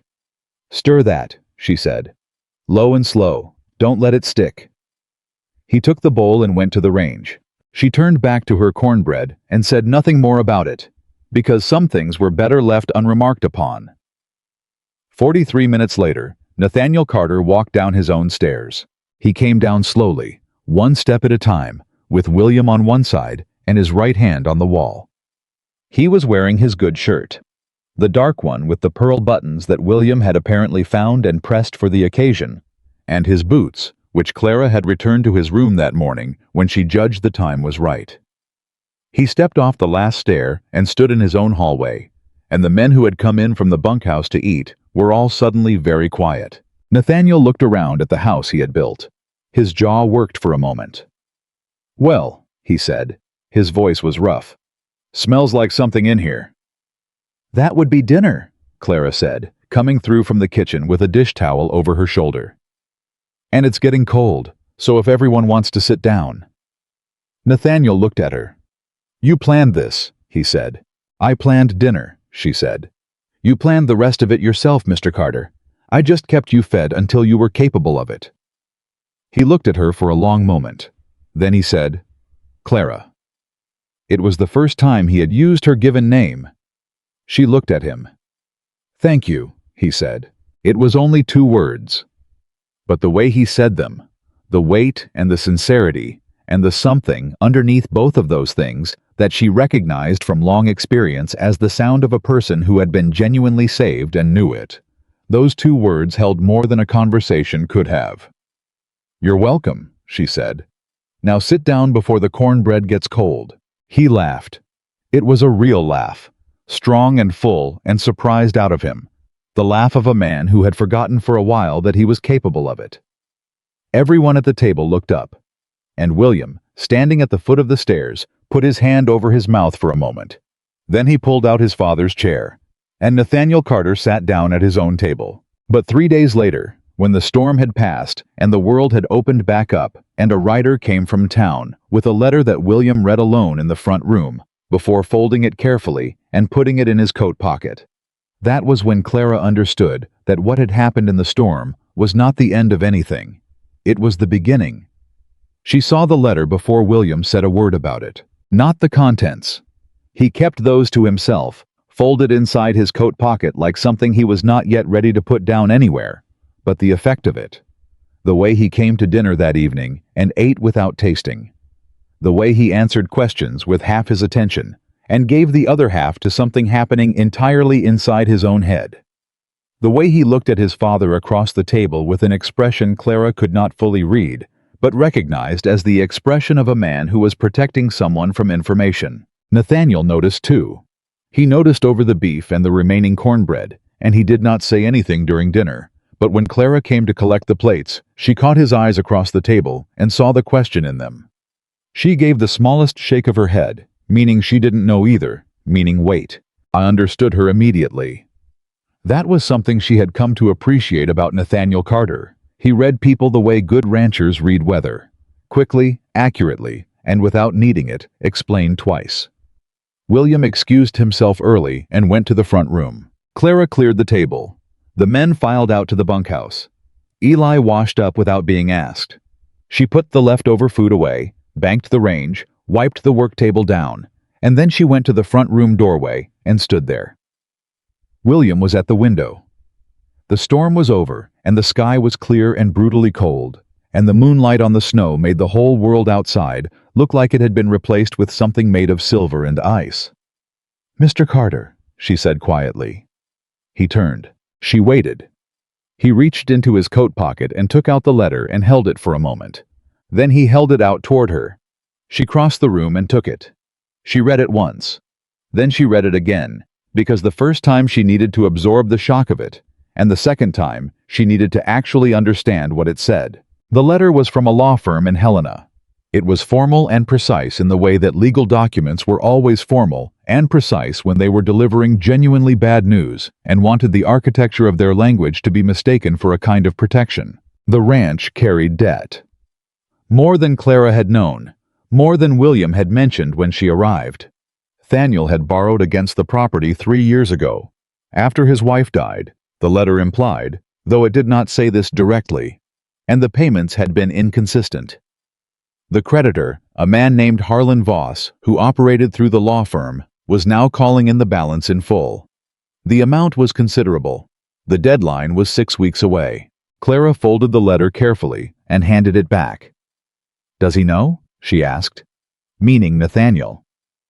"He knows about the debt," William said. "He doesn't know about the deadline. The last letter I got said we had until spring. This..." He stopped. "This is a new letter." Something changed. "Voss changed it," William said. There was an edge in his voice now.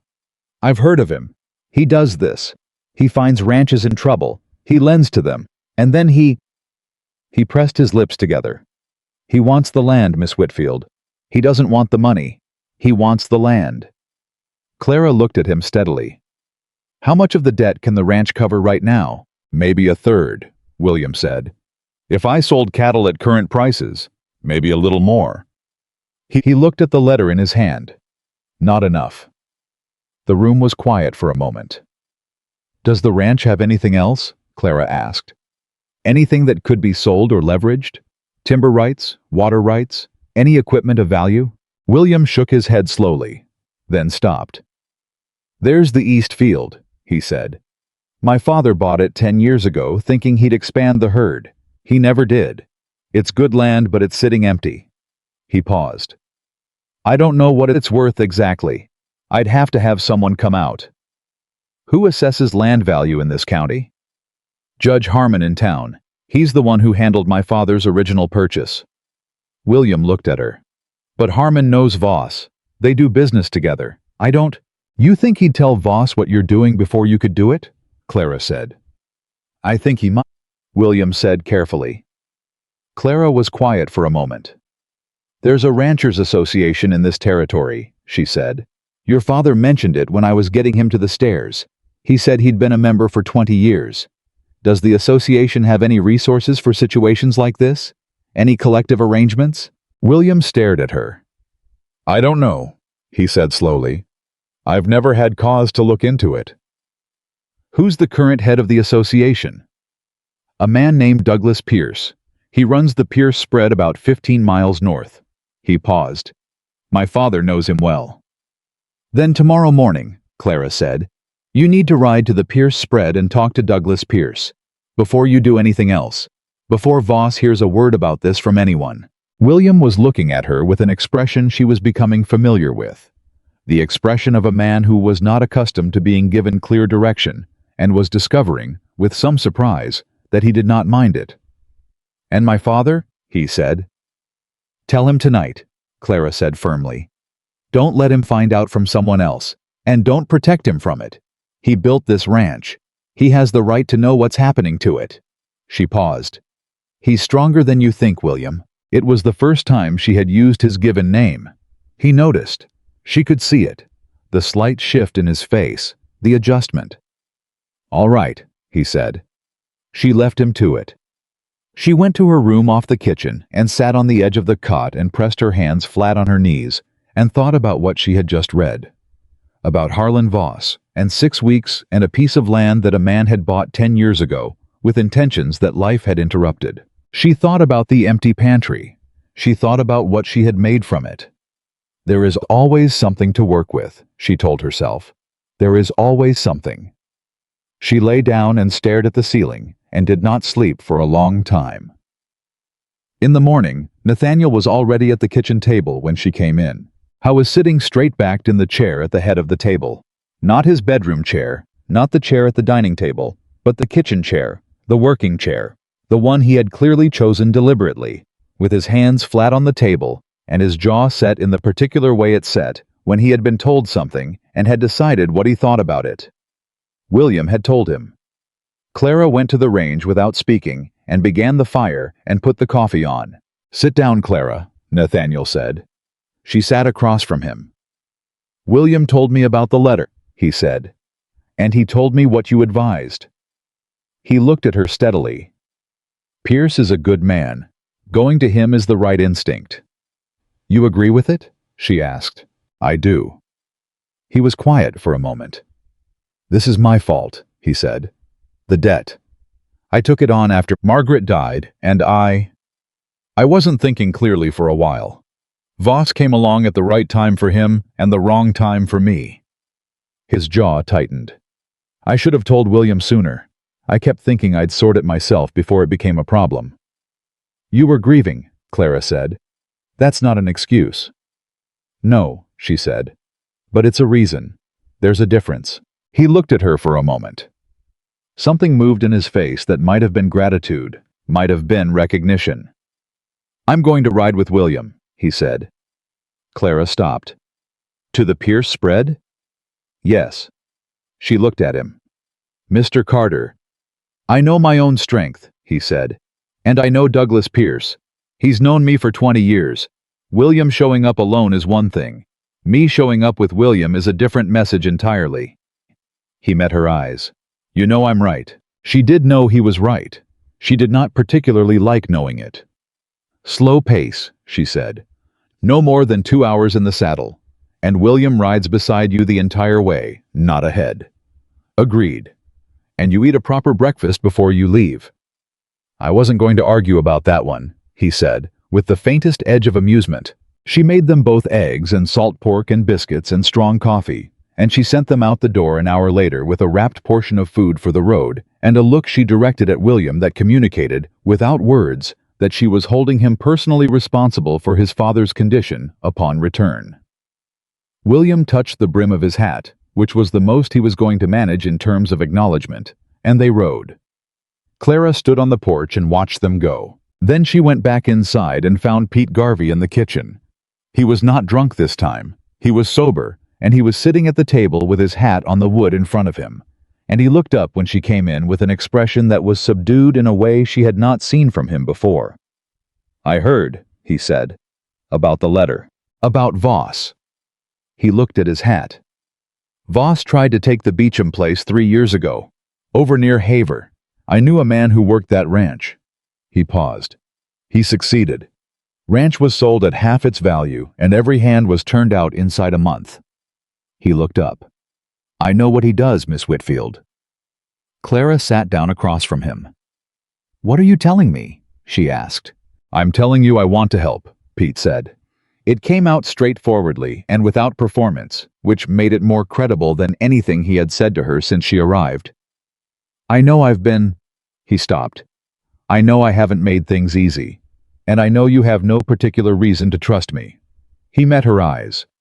But I know this ranch better than almost anyone alive, every acre of it, including the East Field. He paused. William doesn't know the East Field the way I do. Nathaniel hasn't ridden it in years, but I have. Every season. I ride the boundary lines as part of the fence checks. Clara was very still. What's in the East Field? She said. Pete looked at her for a long moment. Water, he said. Underground. There's a spring that runs year-round on the northeast corner of that field. Nathaniel knows it's there. He knew it when he bought the land. But he never developed it because he never expanded the herd the way he planned. He leaned forward. A year-round spring in Montana Territory, Miss Whitfield. Do you know what that's worth to ranchers in a dry year? Clara looked at him. How do you know he never told anyone? She said.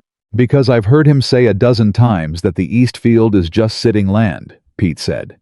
If he'd told anyone about the spring, that land would be worth a great deal more than what he's got it valued at. It's been sitting on that property undisclosed for 10 years. He paused. If Douglas Pierce knew about the spring, the association might have an entirely different conversation about what that land is worth as collateral. The kitchen was completely quiet. Clara felt something shift, the way the ground shifted in the first moment of a thaw. Not dramatically, not with noise, just the very quiet, very definitive movement of something that had been frozen beginning to come loose. You need to write this down, she said. What you know, where the spring is, how consistently it runs, every detail you have. Write it down tonight. Pete nodded. I can do that. And when William and Nathaniel come back, you tell them directly. Don't tell me first and have me tell them. You tell them yourself. He nodded again. Why are you doing this? She asked. It was the same question he had effectively asked her on the night she arrived, by his behavior, if not his words. Pete was quiet for a moment. Because I've been on this ranch 6 years, he said. And for the first time in those 6 years, it feels like a place worth saving. He picked up his hat and left. Clara sat at the kitchen table in the warm kitchen for a long moment. Then she got up and went about her day, because there was always work to do, and a moving body was better than a still one when your mind was working through something large. She made lunch for the men who had stayed on the ranch. She checked the provision levels and made notes about what they needed before the month was out. She started a new batch of bread because the weather was warming slightly, and she could feel it in her hands when she worked the dough, which her mother had taught her to read like a barometer. She thought about the spring in the northeast corner of the East Field, running clear and cold under 6 inches of snow, unknown to Harlan Voss and his lawyers in Helena. She thought about what it meant. Nathaniel and William came back in the late afternoon, before the light went. Nathaniel was tired, she could see it, but he was upright and clear-eyed and not injured, which was what she needed him to be. She put him in his chair by the kitchen fire with coffee and did not make a fuss, because making a fuss would have annoyed him, and she needed him focused. William came in right behind his father and looked at Clara and said simply, Pierce wants to help. She let out a breath. He's going to talk to 3 other association members this week, William continued, men who have standing with the county bank. He thinks there may be a way to refinance the debt through the association rather than through Voss, which would change the terms entirely. He paused. But he needs a full accounting of what the ranch is worth. The land, the cattle, the water rights, everything. Sit down, Clara said. Both of you. Pete has something to tell you. They sat. Pete came in from the back door, which is where she had asked Samuel to find him and send him, and he came in with a folded piece of paper in his hand and the look of a man who had decided to do something he should have done a long time ago, and was both relieved and ashamed to finally be doing it. He told them about the spring. The silence that followed was the particular silence of a room in which everyone present is rapidly recalculating the same set of numbers and arriving at the same conclusion at slightly different speeds. Nathaniel spoke first. "You've known about that spring for how long?" he said. His voice was even. "Since my second year here," Pete said. "I rode that boundary in April.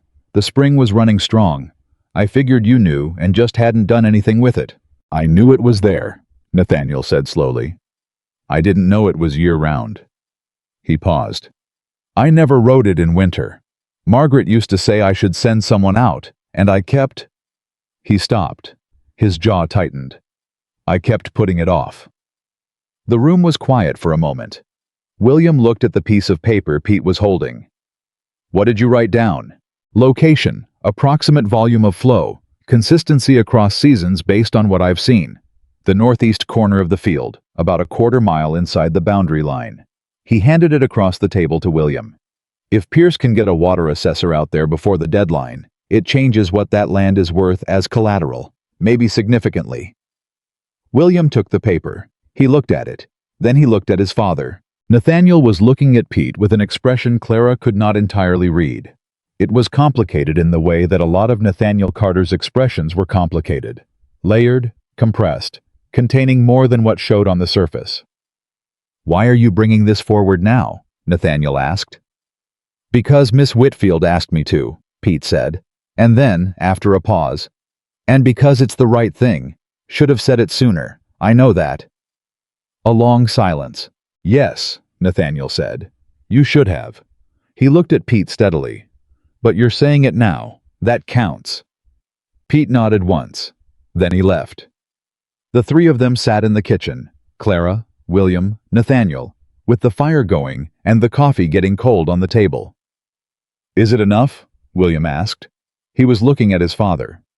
"If the land is worth more, if we can use it as collateral for a proper refinancing, is it enough time?" "6 weeks is not much," Nathaniel said. He was quiet for a moment. "But it might be." He looked at Clara. "What are you thinking?" She was thinking about a dozen things. She organized them quickly. "Pierce needs to move fast," she said. "The assessor needs to be out at that field within the week, before Voss hears anything about what you're doing. Once Voss knows you've found the spring, and you have association backing, he may try to accelerate the deadline or complicate the legal picture." She paused. "Do you have a lawyer? Not the one in Voss's pocket." "There's a man in Billings," Nathaniel said slowly. "James Whitaker. He handled our property deed when I first bought the land. He's honest." "Write to him tonight," Clara said. "Tonight, not tomorrow. Tell him what's in that letter and ask him whether the deadline change is legally sound. If Voss changed the terms unilaterally, there may be grounds to contest it and buy more time." She folded her hands on the table. "In the meantime, the ranch keeps running. The cattle are healthy, the crew is fed, the books look as solid as we can make them look. When Pierce brings the association men to assess, they need to see a functioning ranch, not a struggling one." Nathaniel looked at her for a long moment. "You came here to cook," he said. "I did," she said. "This is somewhat beyond cooking." "It is," she agreed. He looked at William. William was watching Clara with an expression that she had been carefully not examining too closely for the past several days, because it was the kind of expression that invited a level of attention she was not certain was appropriate to give it yet. "What do we need from you?" William said. His voice was quiet and direct. Clara looked at him. "Keep the men steady.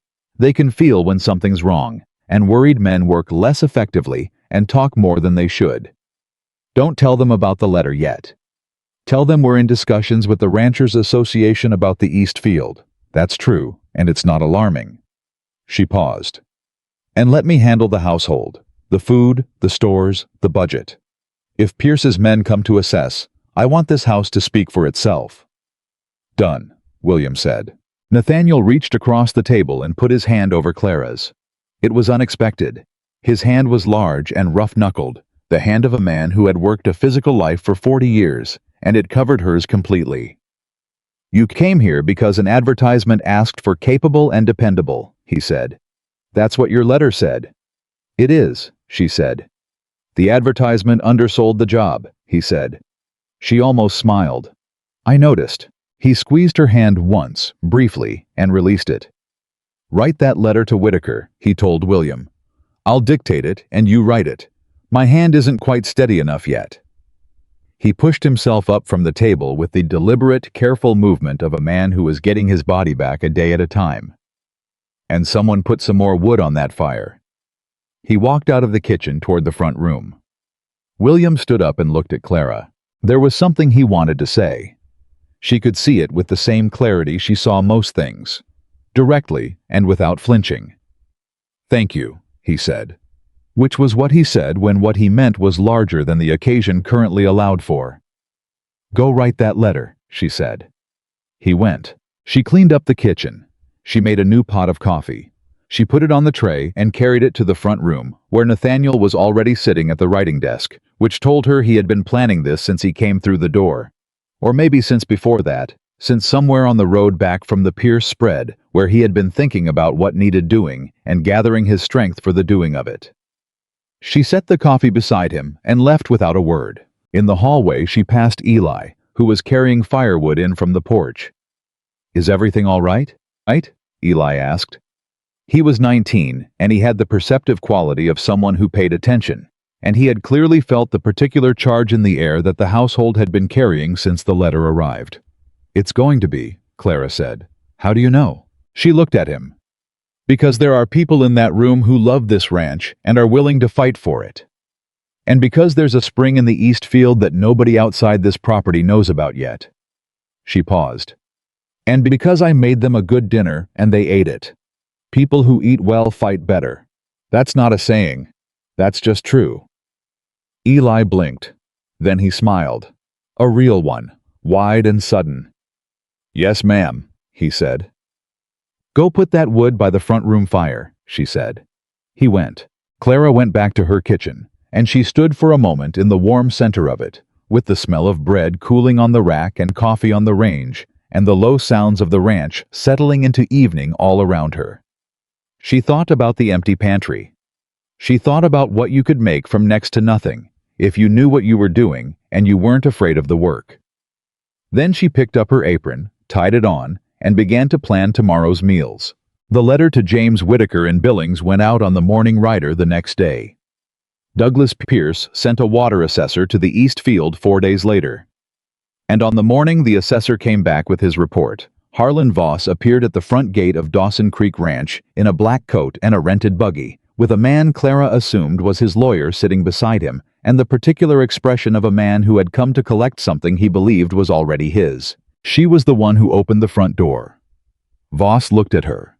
He took in everything about her in one practiced sweep, her size, her apron, her standing in the doorway, and made his assessment in under 2 seconds, which she could see in the slight adjustment of his expression toward something that expected to move her easily out of his way. "I'm here to see Nathaniel Carter," he said. "Mr. Carter is aware of your visit," Clara said pleasantly. "He'll be with you in a moment. Would you like to come in?" She stepped back from the door. Voss stepped through it. She led him to the front room, where Nathaniel was sitting at his own desk, upright and clear-eyed, with William standing at his shoulder and 2 letters, one from James Whitaker in Billings, one from Douglas Pierce, sitting on the desk in plain view. Voss looked at Nathaniel. Whatever he had expected to find, it was not this. "Mr. Carter," he said carefully, "I understood you'd been unwell." "I was," Nathaniel said. "I'm better."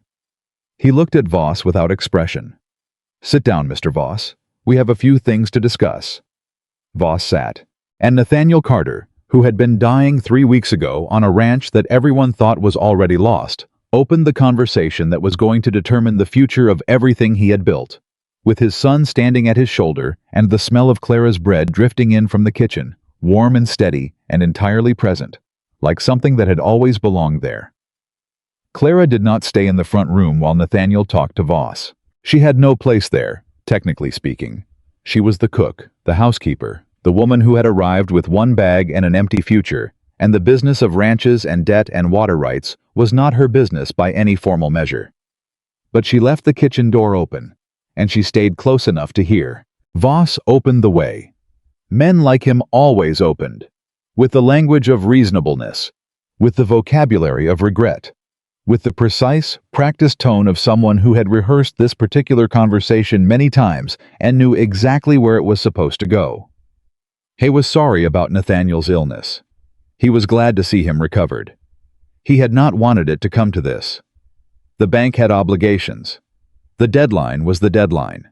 He was sure they could make the transition as smooth as possible. Nathaniel let him finish. Then Nathaniel said, "James Whitaker and Billings reviewed your letter." A pause. "The change in deadline," Nathaniel continued, "was not authorized under the original terms of the loan. Whitaker's letter is on that desk in front of you. You're welcome to read it." Another pause, longer this time. "Furthermore," Nathaniel said, "Douglas Pierce and 3 members of the Montana Cattlemen's Association have reviewed the ranch's assets, including the East Field, which has been formally assessed in the last 4 days, and found to contain a year-round underground spring in the northeast quadrant." His voice was level and unhurried. "The assessed value of that field has increased by a substantial amount. Whitaker believes the association can provide backing for a refinanced note at standard territorial rates, which would retire your claim entirely." Clara stood very still in the kitchen. She heard nothing from Voss for a long moment. Then his lawyer said something in a low voice, and Voss said something back, also low, and she could not make out the words, but she could make out the quality of them. The recalculation, the rapid interior adjustment of a man who had come to take something and was discovering it was no longer there for the taking. "The spring was not disclosed in the original asset evaluation," Voss said finally. His voice had changed. The reasonableness was still in it, but the warmth had gone out of it. "The spring was not relevant to the original loan," Nathaniel said. "The East Field was listed at its existing value. The spring was a feature of the land I owned, not a condition of your loan. Whitaker can speak to that distinction at length if you'd like to take it further." A pause. "I'd prefer not to take it further." A silence that had a particular quality to it, the quality of a door closing. "What exactly are you proposing?" Voss said. "I'm proposing that you accept the retirement of the original loan at its legal terms, through a refinancing arrangement with the association, within 30 days. Nathaniel's voice was calm. "In exchange, there is no further discussion of any kind about this ranch's assets, its water rights, or its land. We are finished, Mr. Voss, cleanly and completely." Another silence. Then Voss said, "I'll need to review Whitaker's letter." "Take all the time you need," Nathaniel said. "You're welcome to sit there as long as you like, Clara."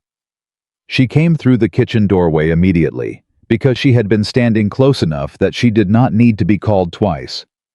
"Would you bring coffee for our guests?" Nathaniel said, and the way he said it, steady, unhurried, the voice of a man entirely at home in his own house, was itself a kind of statement. "Of course," she said. She looked at Voss as she said it. He looked back at her, and she watched him make the same assessment he had made at the front door, taking in her size, her apron, her calm. And this time she watched him not quite understand what he was seeing, which was a woman who had come to this ranch as a stranger and was being asked to serve coffee by its owner as though she were a member of the household, and in fact was. She went and made the coffee. When she brought it back, Voss was reading Whitaker's letter. His lawyer was reading the assessor's report on the East Field. William was standing at the window with his hands in his pockets, and Nathaniel was sitting at his desk with the expression of a man who had already decided how this was going to end and was simply waiting for the other party to catch up. She set the coffee on the table, met William's eyes briefly, and went back to her kitchen. She heard them leave an hour later. No raised voices, no drama. The sound of boots on the front porch, the sound of a buggy moving away down the frozen road, and then silence.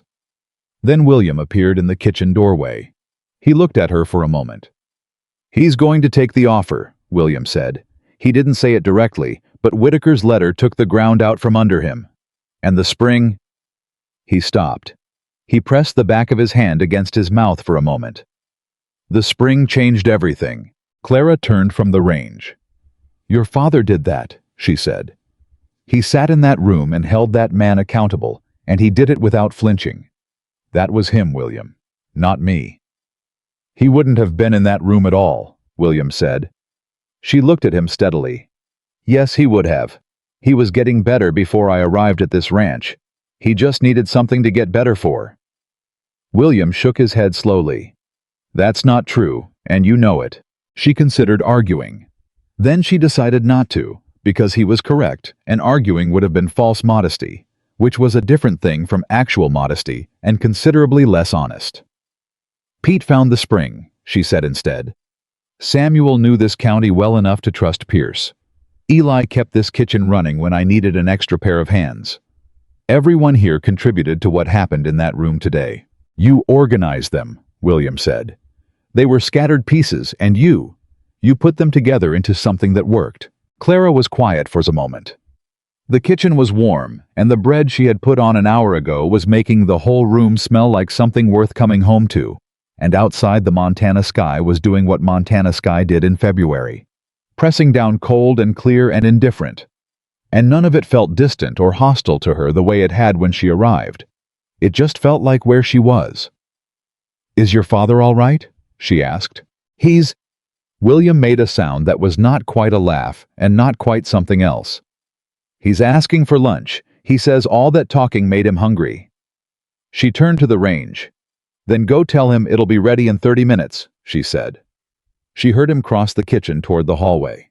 She heard him stop. "Clara," he said. She turned. Howe was standing in the middle of the kitchen with his hat in his hands, turning it by the brim the way he did when he was working up to something. She had learned to recognize this gesture. It always preceded something genuine. "I need to ask you something," he said. "All right," she said. "When the winter is over," he said carefully, "you said we'd see how things stood, about whether you'd stay." She waited. "I'm asking," he said, "not as a... I'm asking if you would consider making this permanent. The position. The household." He stopped. His jaw worked briefly. "I'm asking badly, I know that. But I want to ask it before I lose the nerve because I seem to lose the nerve every time I get close to it." Clara looked at him for a moment. She thought about Durango, the cold landlord, the seamstress who had looked at her hands and found them too large, the schoolhouse oatmeal, the long coach ride north through a January that had wanted to freeze everything solid. She thought about the pantry on her first night, and the way she had stood in it and seen not emptiness but possibility, which had always been the difference between her and people who gave up. She thought about Nathaniel at the top of the stairs, asking if she was going to be like this forever. She thought about William's coffee, handed across the work table in the dark kitchen on the second night, offered without explanation as a kind of apology and a kind of beginning simultaneously. "I would consider it," she said. William let out a breath. It was long and audible and entirely unguarded, and he looked briefly like a man who had been holding something very heavy and had just been told he could set it down. "That's not a yes," he said. "No," she agreed. "It's a yes to the conversation, which is where things start." She looked at him with the directness that was simply her nature, the thing that had gotten her hired and gotten her through every difficult room she had ever walked into. "I'm not a woman who makes permanent decisions quickly. I came to this ranch to cook, and I ended up in the middle of a debt negotiation with a land speculator. My life has a tendency to expand beyond its original parameters." He almost smiled. "I've noticed." "So have I," she said. "And I'm not opposed to that, to what this has become." She paused. "But I need you to understand what you're asking for. Not the version of me that arrived here in a crisis and rose to the occasion. The ordinary version. The one who reorganizes your shelves twice before she finds a system that works. The one who will tell your father to stay in bed when he doesn't want to and tell you when I think you're wrong." "I know that version," William said quietly. "I've been living with it for 6 weeks. And?" He looked at her steadily. "And I think it's the best thing that's happened to this ranch in a very long time," he said. "Possibly ever." The kitchen was very quiet for a moment. Outside, A horse moved in the yard. Someone's boots crossed the porch. The fire in the range made the small, steady sound it made when it was burning properly, which was the sound she associated now with this kitchen, this house, this particular piece of Montana that had been a stranger to her 2 months ago and was a stranger no longer. 30 minutes, she said. Lunch. Yes, ma'am, he said, and the ma'am was warm and entirely without distance, and he went to tell his father. The weeks that followed moved the way recovery moved. Not in straight lines, but in the gathering, a cumulative way of a river in spring, each day adding to what the day before had built. Until one morning, you looked up and realized you were somewhere entirely different from where you had started. Voss sent his lawyers written acceptance of the refinancing terms 2 weeks after his visit. Nathaniel read the letter at the dinner table and said nothing for a moment, and then said, "Well?" and handed it to William, and picked up his fork and continued eating, which was the most Nathaniel Carter possible response to a significant victory, and which Clara found she appreciated enormously. Whitaker's formal documentation of the refinancing arrangement arrived the following week. Douglas Pierce came out personally to shake Nathaniel's hand, and stayed for dinner, and ate 2 plates of Clara's beef and bean stew, and a substantial portion of the dried apple pie she had made that morning, and told Nathaniel 3 times in the course of the evening that he had himself a remarkable cook. "I know it," Nathaniel said each time.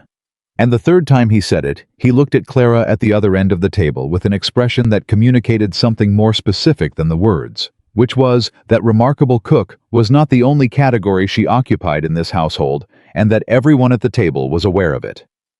Clara served Pierce more pie and said nothing. Pete Garvey came to her one morning in early March, when the first signs of the thaw were showing in the way the snow packed differently under boots, and the light had shifted from winter's flat gray to something that was beginning to carry the memory of warmth. He knocked on the kitchen door, which he had taken to doing consistently since the morning of the Voss conversation, and came in when she told him to, and stood at the work table with his hat in his hands. "I'm going to stay," he said. "If that's—" He paused. "If Nathaniel wants me to stay." "Have you talked to him?" she asked. "Not yet." He looked at the hat. "I wanted to talk to you first." She looked at him steadily. "Why?" "Because you're the one I wronged the most when I first arrived." He met her eyes. "And because if you thought I should go, I'd want to know it before I talked to him. I'd rather hear it from you than find out sideways." Clara set her spoon down. She thought about the broken crock. She thought about the bottle on the kitchen table at 9 in the morning. She thought about the 6 years of knowing about a spring on the northeast corner of a field and not saying so, and then finally saying so when it mattered most. "I think you should stay," she said. "I think you know this ranch better than anyone except Nathaniel himself, and I think you can be useful here if you choose to be. The question is whether you've decided to choose it." "I have," Petey said. "Then talk to him," she said. "He's on the porch. He's been out there every morning this week when the sun comes up. He says the cold doesn't bother him. I've started putting an extra blanket on the porch rail anyway, and not mentioning it." Pete almost smiled. "Yes, ma'am." He put his hat on and went to the back door, then paused. "Miss Whitfield." "Mr. Garvey." "For what it's worth." He stopped, cleared his throat. "For what it's worth. The things I said when you first arrived. The way what I did with the crock. I'm not going to pretend I don't know why I did those things. Fear makes men ugly. That's not an excuse." He paused. "But I wanted to say it plainly, without the excuse attached to it. I was wrong about you, from the first minute you walked through that door." She looked at him. "I know," she said simply. He nodded, and went. She heard, distantly, the sound of the back door, and then Nathaniel's voice, and Pete's answering it, and the particular quality of outdoor silence that settled around 2 men having a private conversation that needed to happen in open air. She turned back to her bread. Eli found her after lunch that day, and stood in the kitchen doorway with his hat pushed back on his head and the look of someone who had been thinking about something for a while and had decided to stop thinking and just say it. "Miss Whitfield," he said. "Eli. I've been thinking about what you said, back when I first helped out in the kitchen. That day you told me to go sit somewhere warm and you'd have something ready. I remember, she said. You didn't have to do that. Feed the whole crew when you'd barely been here a day. He paused. A lot of people would have just done the minimum. Just what they got hired for. Clara looked at him. Is there a question somewhere in there? He grinned, and it was the grin of someone who was going to be fine in this world, who had enough perception and enough decency to find his way through it. More of an observation, he said. Just wanted you to know that I noticed, at the time and since. Thank you, Eli, she said. Yes, ma'am. He pushed off the doorframe. You need wood?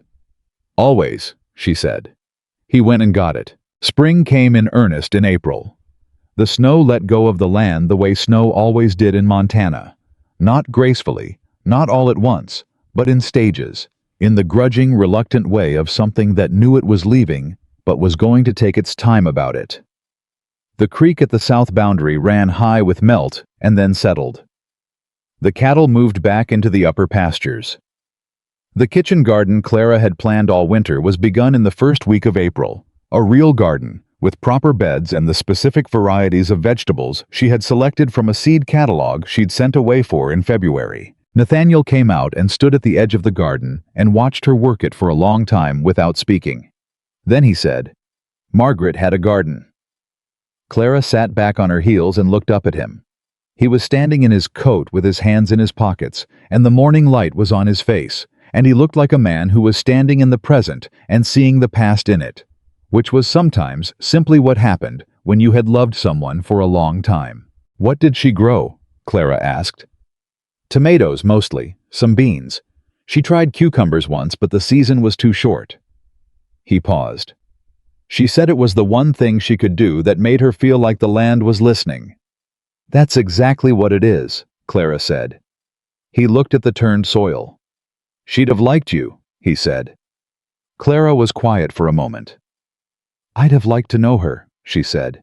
Nathaniel nodded once, and then he went back inside, and Clara went back to her planting, and neither of them said anything more about it. But the air between them had the quality of something acknowledged and honored, which was its own kind of conversation. It was the last week of April when William asked her to walk with him to the East Field, not for any stated practical reason. The assessment was long finished. The spring had been formally documented. The East Field was going to remain part of the ranch, its value now properly recognized, its water available for future expansion when the time was right. He just asked if she would walk with him. She took off her apron and went. The East Field in late April was something different from the East Field of winter. The grass was coming back tentatively, pale green under the remnants of the last snow that lingered in the low places, and the air smelled of cold water and earth turning, and the very beginning of something growing. They walked to the northeast corner where the spring was, and she could hear it before she could see it. The quiet, continuous sound of water moving, which was one of the most specifically hopeful sounds she knew. They stood beside it for a moment. My father wants to develop it properly, William said. Run a line from here to the north pasture. He's been drawing plans. He showed me, Clara said. They're good plans. He designed them at the kitchen table, William said, while you were making dinner. He kept looking things up in a cattle manual and eating biscuits and getting crumbs on the drawings, and you kept handing him a cloth without saying anything. She looked at him. He was looking at her. I notice things, he said simply. I know, she said. I've noticed, he said, more slowly now, with the care of a man who was saying the actual thing rather than the approach to the thing, that this ranch feels different since you came. Not just because it's running better, though it is. Not just because my father is alive and well, though he is. He paused. It feels like a home. It didn't before. It was a ranch. It was my father's life's work. But it wasn't. It didn't feel inhabited, the way a place feels when someone has made a life in it. He looked at her. You did that. Clara was quiet. The spring ran beside them, steady and unhurried, entirely indifferent to drama in the best possible way. I want to ask you something properly, William said. Not the way I asked before, which was badly and from across a kitchen. He turned to face her fully. I want to ask you to stay. Not as the cook, not as the housekeeper, as... He stopped. His jaw set briefly with the effort of saying something he had no practiced language for. As the person this ranch belongs to, as my... Another stop. I'm asking you to marry me, Clara. Badly, probably. And in a field in April with mud on your boots, which is not how I intended it. But I'm asking. She looked at him. William Carter, who had opened his door to her 6 weeks ago with contempt in his face and desperation underneath it. Who had apologized across a work table at 10 o'clock at night. Who had brought her coffee in 2 cups and let the silence be a conversation. Who had stood at the foot of the stairs with his hand over his mouth when his father laughed for the first time in months. Who noticed crumbs on architectural drawings and said so because it was true and real, and he was trying, imperfectly and earnestly, to show her that he saw her, not the version people assumed when they looked at her. Her. She thought about Thomas, who had looked at her directly from the first moment and loved her without amendment, and who was gone, and whose absence had been its own kind of education in what mattered and what didn't. She thought about the coach north in January. The empty pantry. The dying man who was now drawing plans for a water line at the kitchen table and getting crumbs on the paper. She thought about what she had told William in the kitchen, weeks ago, on the morning everything with Voss was beginning to resolve. People who eat well fight better. That's not a saying. That's just true. Yes, she said. Just that. One word. Straight and clear and without qualification. William looked at her for a moment as though he needed to verify that he had heard it correctly. Then something in his face changed entirely. The tightly managed, carefully maintained expression of a man holding himself together, giving way all at once to something that was purely and completely unguarded, and she recognized it the way she recognized most important things. Not dramatically, not with noise, but with the steady, clear-eyed certainty of someone who had been paying attention. He stepped forward and took her hands in both of his. His hands were cold from the April air and slightly rough from 6 weeks of riding fence lines and handling cattle and 100 other tasks that were the texture of his life. And they held hers with the particular firmness of someone who had been considering this gesture for a long time and was relieved to finally be making it. I'll do better, he said, than how I started. I know I started badly.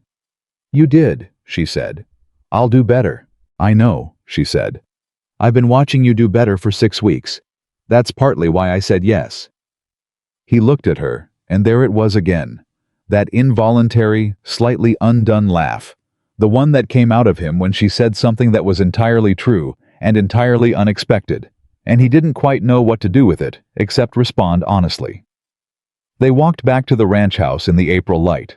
Nathaniel was on the porch when they came through the gate.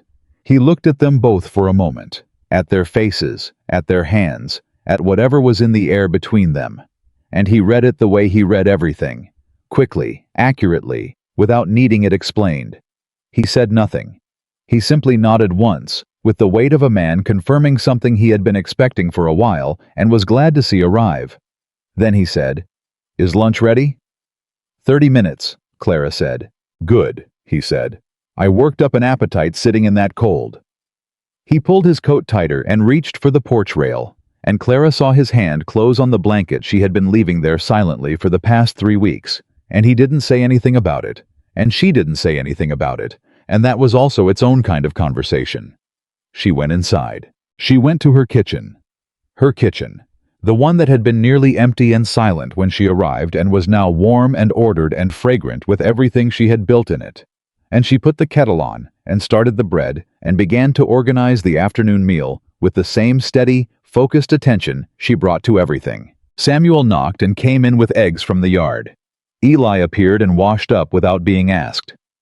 Pete Garvey looked in at the back door and asked if she needed anything from the supply shed, and she said yes and told him what, and he went without argument and came back with exactly what she had asked for. Outside, she could hear William and Nathaniel talking on the porch, their voices low and unhurried, with the quality of men who had stopped protecting each other from hard things and were simply talking, the way a father and son talked when they had found their way back to each other.